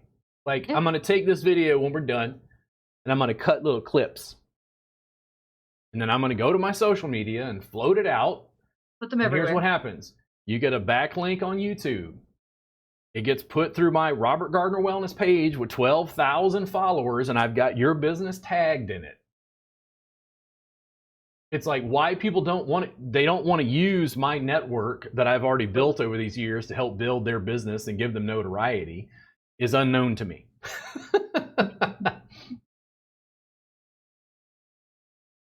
And then technique-wise, it looks like you're dealing with a little bit more like pain relief stuff in your practice. I do almost exclusively pain relief, chronic pain, long-term complex conditions. I've ventured out into the world of like trauma-informed massage and working with some of the physical impacts of traumatic events. I do all the things. I do everything. and you prefer it to a relaxation-based practice? Oh yeah, absolutely. I like the occasional, put me to sleep, whatever. It shakes up my day a little bit, but yeah, that's kind of how I am as well. Yeah, that's not like my bread and butter. That's not what fulfills me as a human. Like, no. What is the fulfillment you get? What do you experience when you help a client with their pain? Like, what's your emotional response to that? Many times I cry because that's who I am as a person. In session with them? Just many times, yeah. Yeah. Or like immediately after they leave, like I'll call my wife and be like, you'll never guess what just happened. it's good. It's a good feeling knowing that that person feels a little better and that I could contribute to that. That's the Yeah. work. That's why. That's the why. Everything else doesn't matter.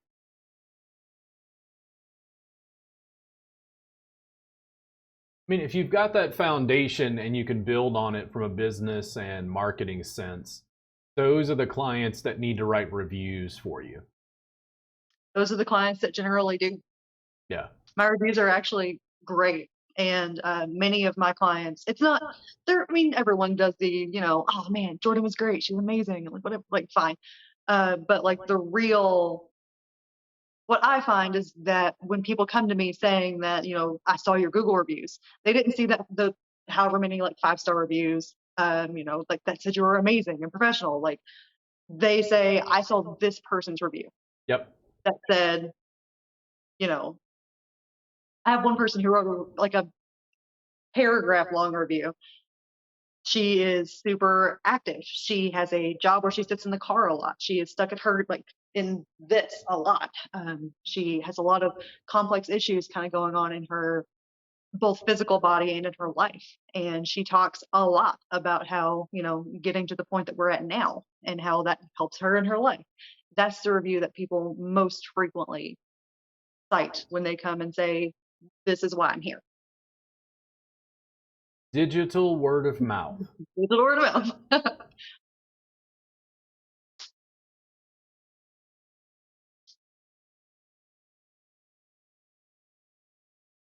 Yeah, I wonder about students, and eventually somebody will do this.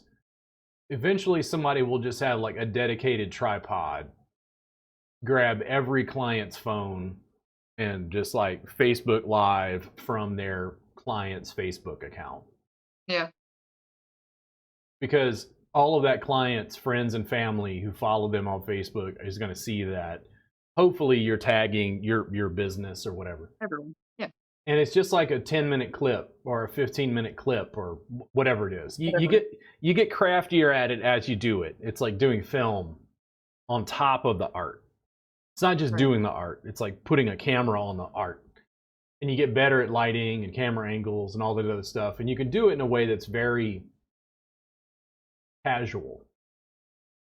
But the cumulative reach and the cumulative response over years of producing content like that completely changes the perception of you and your business.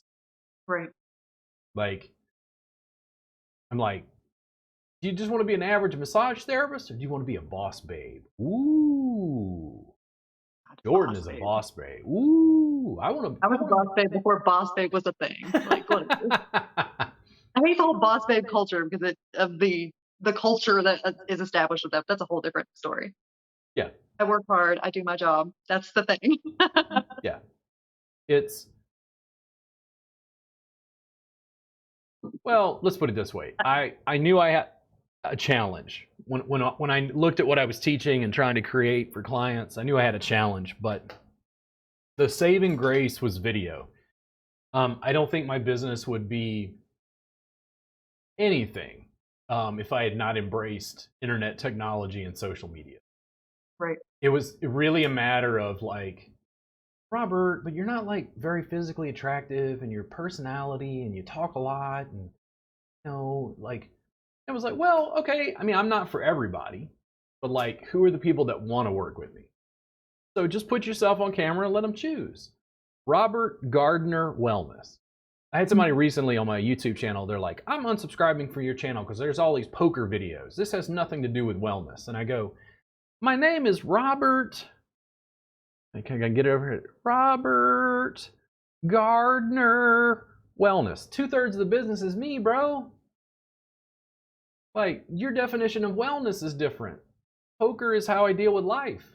Coffee reviews, liquor reviews is part of the good life. I post pictures of my dog. And here's the thing. People go, oh, but my dog is coming into the video or whatever. And I'm like, well, encourage that. And they're like, what? I'm like, dude, if you're a dog lover, what kind of dog do you have? She's a German Shepherd Husky mix. Ooh, big dog. Yeah, 75 pounds. Big dog. So fur everywhere. if you have your dog in the video, so let's say you're doing mat work, because this happens all the time, because the cats or the dog always want to come hang out with you. Yep.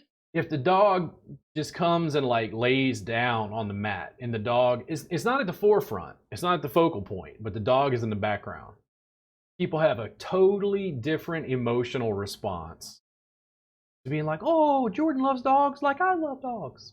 Yeah. It's one of those personality things. It's why Robert wears Little Pete t-shirts and talks about poker and pets clips and poker hands. You know, it's like they're looking at the short-term behavior and not the long-term growth factor. As much as I had 2 people be like, I'm unsubscribing, and I'm like, okay, like you can just ignore the videos. Like if you don't like it, just go somewhere else. In fact, you know what? If you don't like the poker videos, you can subscribe to the Reboot Insiders Club and see 800 hours of the full instructional curriculum. Doesn't include poker video 1. It's like I'm drawing a different audience who's interested in poker. And what happens if my bankroll continues to grow? And then I'm hanging out with semi-pro poker players. And then I'm talking to Lex Velduis because he comes onto a podcast. And I tell Lex that, hey, man, I learned a lot about loose aggressive play from you online with your YouTube tutorials. Thank you so much. And now I'm networking with people in the poker community, and people invite me to go to Las Vegas to do body work and to go to poker tournaments. Because you have a different social circle because you're using digital word of mouth. And they're like, I don't understand. What does this have to do with like tequila reviews? And I'm like, what do you think happens when I make enough money and I can just go down to Oaxaca and Jalisco and work on my Spanish and live stream where a gringo is like working on native Mexicans and like working on his Spanish and helping people? They're like, what? I'm like, yeah, I'm just going to get a really high-powered laptop and just live stream from Mexico while I teach. And they're like, in the short term, they're like, this guy's behavior doesn't make any sense. Mm-hmm. They don't have a full picture of like what I was trying to do. And for me, I go, what are Jordan's dreams? Because what do you really want? Because you didn't get into what you do because of the money. You told me. You're like, I cry. I help the client. She wants to help people, so I want to help people. And that's what I teach fundamentally. But what are your real dreams? Like, who's the dream client? Who do you want to work on?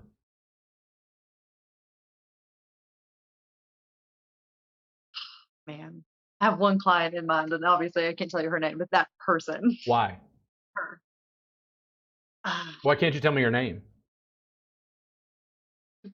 Privacy. Okay. Yeah. She would know. Doesn't matter. Not important. Because my dream client is the person who needs me. Capital N. Needs what I do, needs the relationship that we have to do the thing, to grow, to be better. That's my dream client. And that's the tweet. Not the client who wants it, it's the client who needs it. Needs it. The cash experience. Oh my gosh. Hashtag cash experience.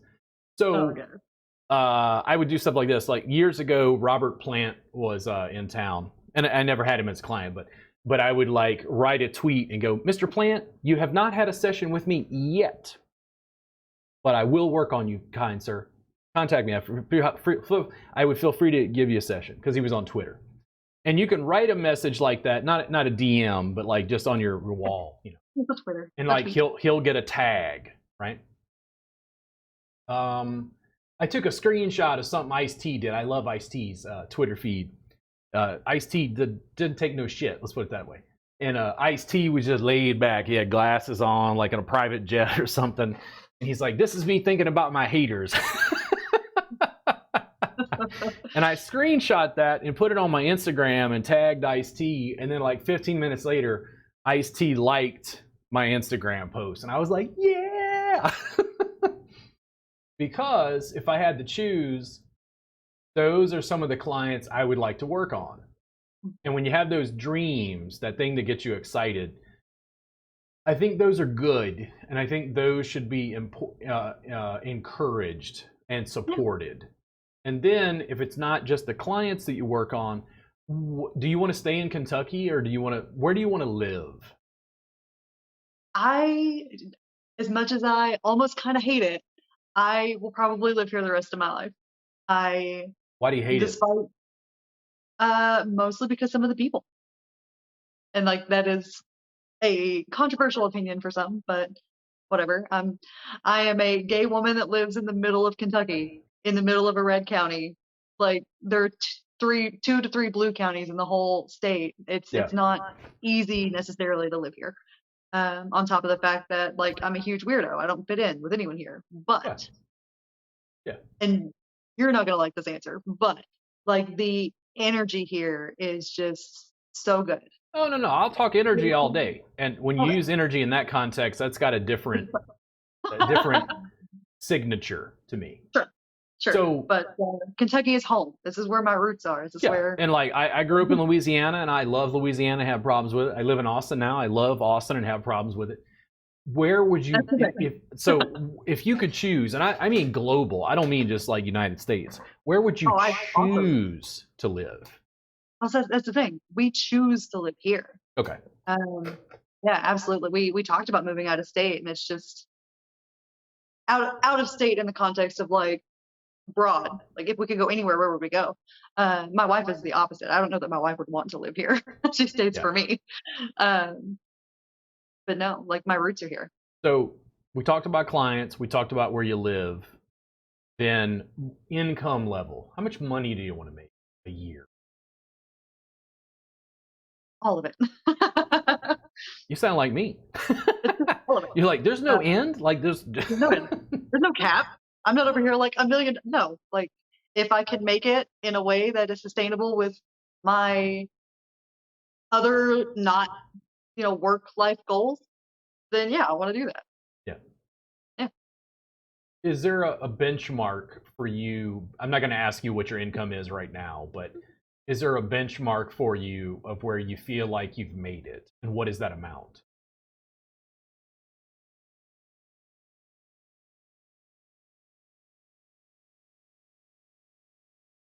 I don't know that there is,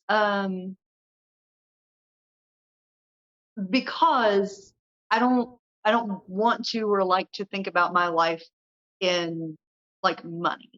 If my bills are paid, if my family is taken care of, And if what's I that can number? be comfortable, Yep, no worries. That's what I I don't hear. know. No worries. What is the no Yeah, worries yeah. number a year? Oh, man, I don't know. Comfortably single income, 50K. Let's call it. My wife works. We don't need a lot. We live in the middle of nowhere. Cost of living's cheap. Yeah. And then how Would I close are put you? down more money than that? No. How close are you to that? Um, Probably. I mean, I'm not far off, really. Okay, that was my hope. That was my hope. Yeah, no, Yeah. not far off. Yeah. Yeah. And I think, like in the Austin area, if I talk to students about making 100K a year, they're just like, oh my God, like, Yeah. I'm like, guys, like people have tech jobs where they're making $300,000 a year. Yeah. They can afford what we do. Yeah. They sit at a computer all day and are getting carpal tunnel syndrome. I'm like, give me one session. Yeah. God damn. Mm-hmm. You get a regular chain of those people, and that transforms your practice. It also allows you to afford continuing education and afford vacations and Mm-hmm. afford better dog treats for your dog. You get the elk from Amazon, those elk antlers that are like sliced with the marrow inside, or whatever. Yeah. Whatever the dog needs. I don't know. I don't have a dog, but anyway. It allows you the lifestyle to make better choices for your health, make better choices and lower stress. Yeah. Um, Well, not only that, it gives you freedom in your practice as well. Like I try to do. I've been not as consistent with this as I would like to be because of life, everything happening in the world today. But I try to do regular pay what you can days where somebody comes in and they're just like, I don't have $80 to $100 to spend on an hour. Okay. I don't want to it's not my goal to break people, and they shouldn't go into debt for a massage or whatever. You know what I mean? Yeah. You got things to do and things to pay for, and having clients who can like bankroll your practice gives you the freedom to work with the people who can't, and that's the dream for me. Yeah.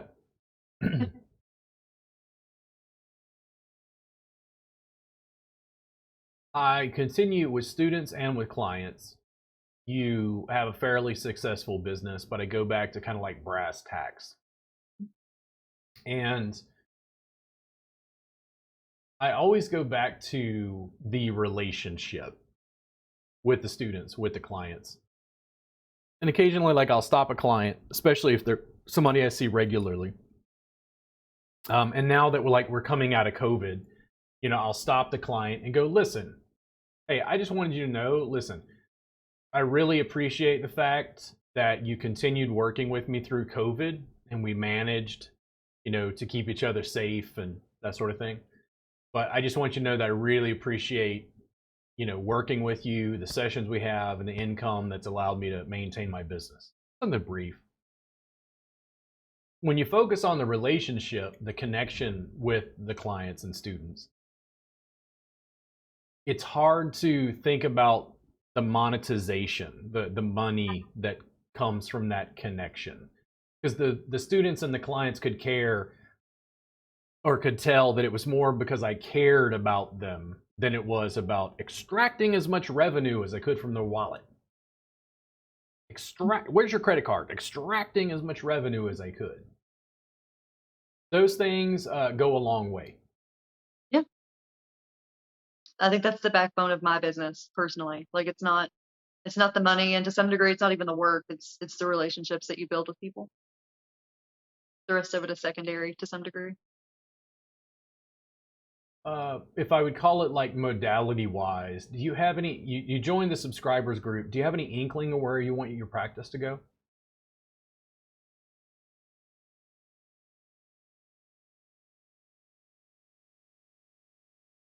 No, I am open to wherever it goes. Like I said earlier, I start yoga teacher training in the fall. Oh, cool. Are you Which taking that at a local facility? Yes. Yeah. Any specific kind or style of yoga? You're gonna laugh at this, but I don't know. It was sort of a decision that I made on a whim, which also was sort of how I made my decision about going to massage school. One of my good friends is a massage therapist who's been a yoga instructor for like 4 or 5 years now. And it's the school that she went to, and I like the way that she lives her life, and thought I could learn something from Lifestyle. that. Yeah. I mean, that's truly what it is. Lifestyle. Yeah. One of the challenges for what I'm building, and I tell people this, like, I'm building a lifestyle brand. They're like, what? If you took what we think of right now as like a massage lifestyle, because we have visual imagery, because we're in the industry, we know what that kind of looks like. It often revolves around the table, right? Then now we take yoga, and now we kind of merge them into a new lifestyle brand for an NLPR therapist, next level pain relief. Like, I asked students one time about Thai fisherman pants, and they're like, I don't like Thai fisherman pants, I wear yoga pants, that sort of thing. And that's a big part of the lifestyle brand. They want the physical goods and accoutrements that go along with that lifestyle. Next level pain relief ads are not going to be of people in scrubs.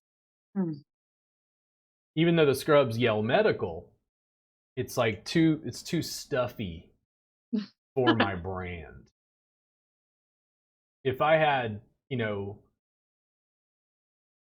a next level pain relief ad, and it was like, gay pride flag for Pride Month, and you with like shaved and then green hair, I'm like, next level pain relief. They're like, are you? And I'm like, I guess you could say I'm straight but not narrow. Like I've worked as a body worker for 20 years across like religious, cultural, sexuality, gender lines. I'm just like I like you go do you. Do your thing. As a lifestyle brand, like I told Kristen this at one point because we were talking about ads and video production and like evocative imagery. And she's like, what does the next level pain relief ad look like? I'm like, it's you being an attractive woman with nice hair in a red convertible on Highway 1 in California, driving down the highway with your hair blowing in the wind, and then Journey, your dog, in the passenger seat. And then it cuts, next level pain relief. And she's like, what? But that doesn't say anything about body work. And it's like, but it sells a lifestyle. And everything about that lifestyle just said girl power and freedom. That's true. Lifestyle brand. How do we dress? How do we talk? How do we look? How do we present ourselves? What does social media look like? That is a bigger thing that I'm working on slowly. And I haven't figured out next level pain relief yoga pants for the women who are working with me yet. I'm probably not going to wear yoga pants. That's just me. A little too form-fitting for me personally. That's fair. But it's like people love mats with the logo on it and sheets with the logo on it and t-shirts with sayings on it and logos on it. And they want the stuff, the blankets, the bolsters, the pillow, the materials. They want all the stuff that goes along with the lifestyle brand. And I don't see a lot of those.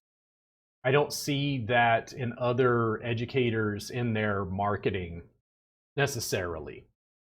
I'm more cognizant of it, and I want to build the brand that gets all the freaky people of the world, including, gay women who live in rural Kentucky, on board. And it's like, it's interesting because I'm a white guy, right? And then there's certain assumptions made about that because of just how I present myself. And then I work with Kristen and Danielle, and as I put them in more and more video, they're getting more clout and things are growing. And they're like, yeah, the brand isn't you. I'm like, oh yeah, it's not me. Like the brand is like Nike. Nike isn't a guy unless Nike sponsors Jordan. And then Michael Jordan famously was very apolitical. He never said anything about politics publicly. Right. And when he was interviewed and asked about it, he's like, listen, Democrats and Republicans buy Nikes. Why would I want to like split the market? And I'm like, because that's kind of how I look at it to some degree.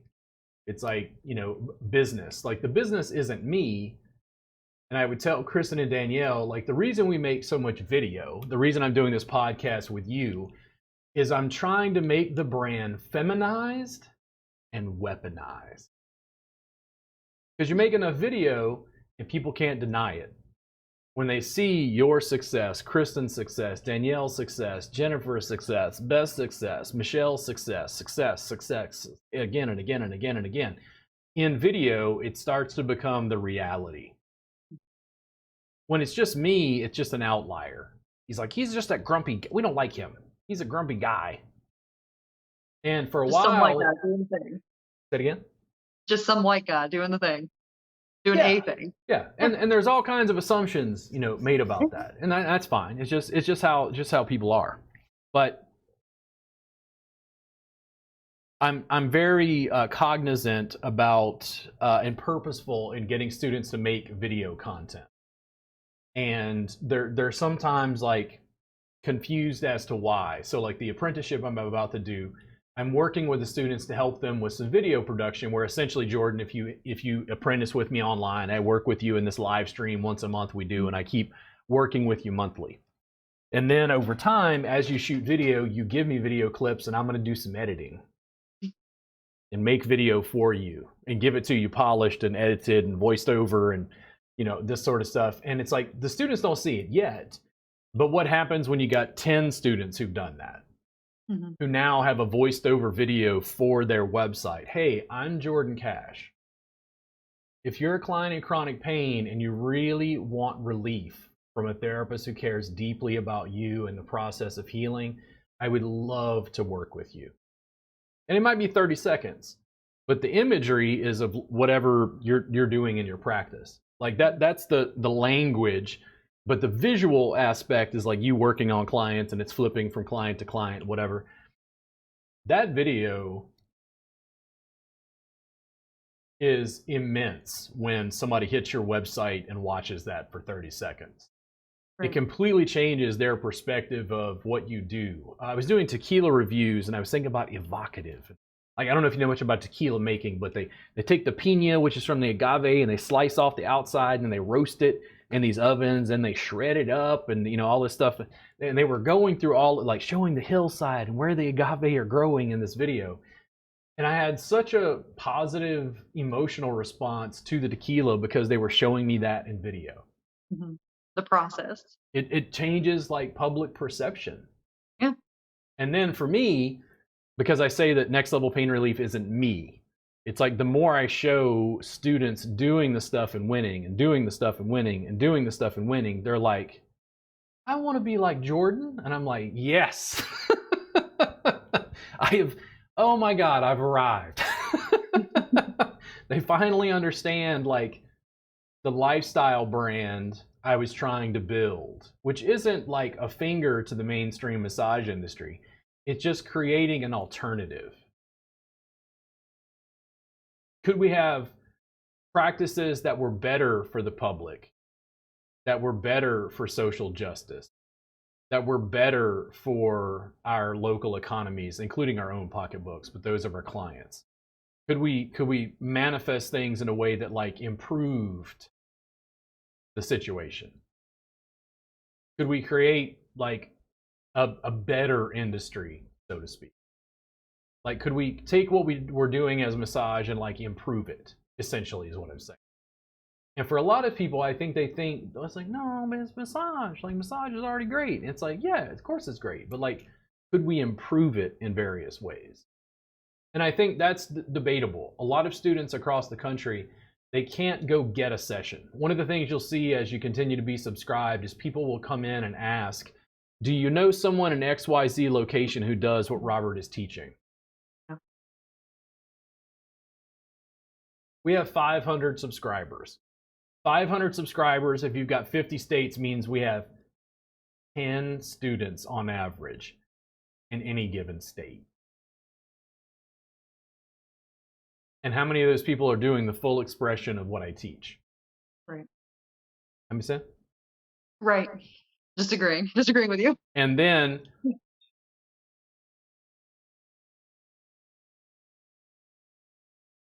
I look at it and you realize fundamentally what I'm doing is like a statistical anomaly.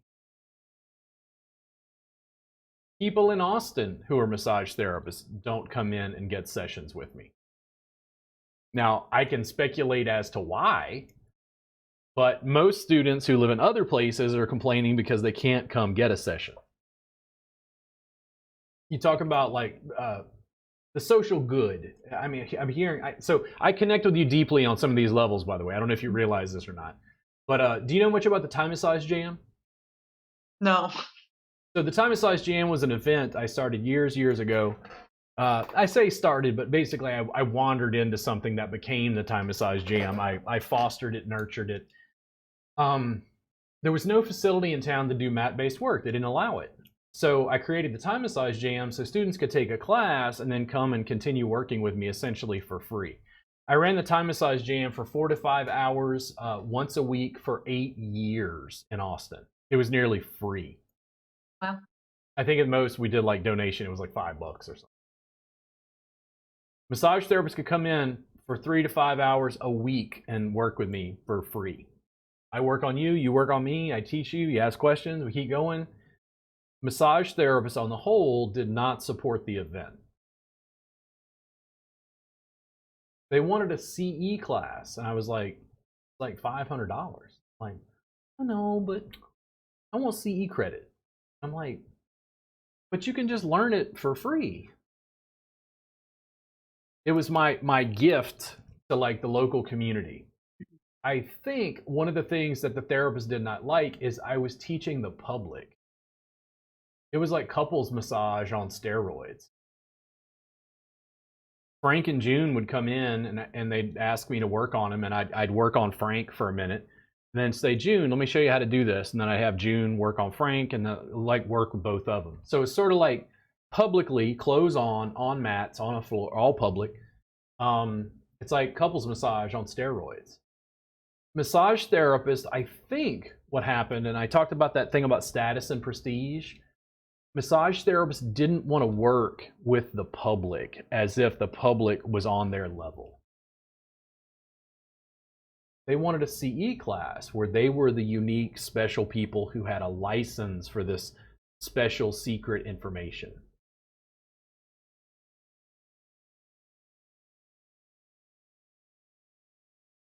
But as my fees went up, people couldn't afford it. And I said, oh, they'd call me and I'd go, oh, if you can't afford it, just come to the Time Massage Jam. If you get there early, I'll work on you for free. And they're like, what? And I'm like, it's a community bodywork event I run. Just come to the Time Massage Jam, I'll work on you. There were people who showed up, like if the jam started at 8 o'clock, they showed up 7:55. And they're like, hey, you ready? And I'm like, come on in, you're here first, I'll work on you. So I was charging top dollar and I was giving it away.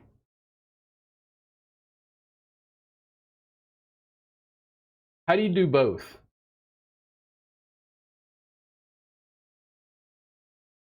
I was giving it away, but this is what the therapist didn't understand. It built so much public notoriety around the Time massage I was doing. I was getting clients. People from the jam had friends, and the friends were contacting me from the caving community or rock climbing community, and they're like, I got this problem with my shoulder, but my friend John went to this thing and said you could help me. And I was like, oh yeah, you can come in and get a session. And then I started filming it and talking to people and adding video on top of the jam. But that's been my experience of the Time Massage Jam, and over the years, I'm still tweaking the formula because I'm trying to get students like you, Jordan, to get certified and run a Time Massage Jam in your community. And for you, since you're going to yoga teacher training, you go to the local yoga studio and you get everybody together and you lead a little class where you couples massage on steroids, and you show them how to work together publicly as a group, clothes on. And then the therapist goes, well, how do I make money? And it's like, word of mouth and digital word of mouth stacked on top of the Time Massage Jam that builds ongoing video production, ongoing noise about you being Jordan Cash, the amazing therapist in Kentucky. I have to go work with her. Have to. Because I emotionally connected with Jordan through a video.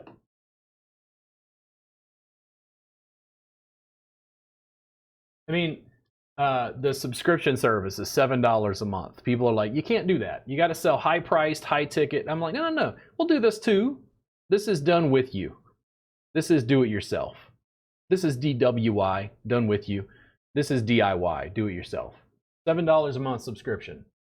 Like, what does it cost me? What does it hurt me if we never have another conversation, Jordan, and you don't get certified and you don't do mat work, but you hang out and you steal everything inside my subscription service, including suspension? How do I lose? Am I like detracted from somehow? I mean, I don't think so. They're like, but you can't just, but it's like you're giving it away. And I'm like, I've been begging people to steal it for like 12 years. Like, this isn't a secret. We have the internet now. We have social media. Like, I put out video obsessively.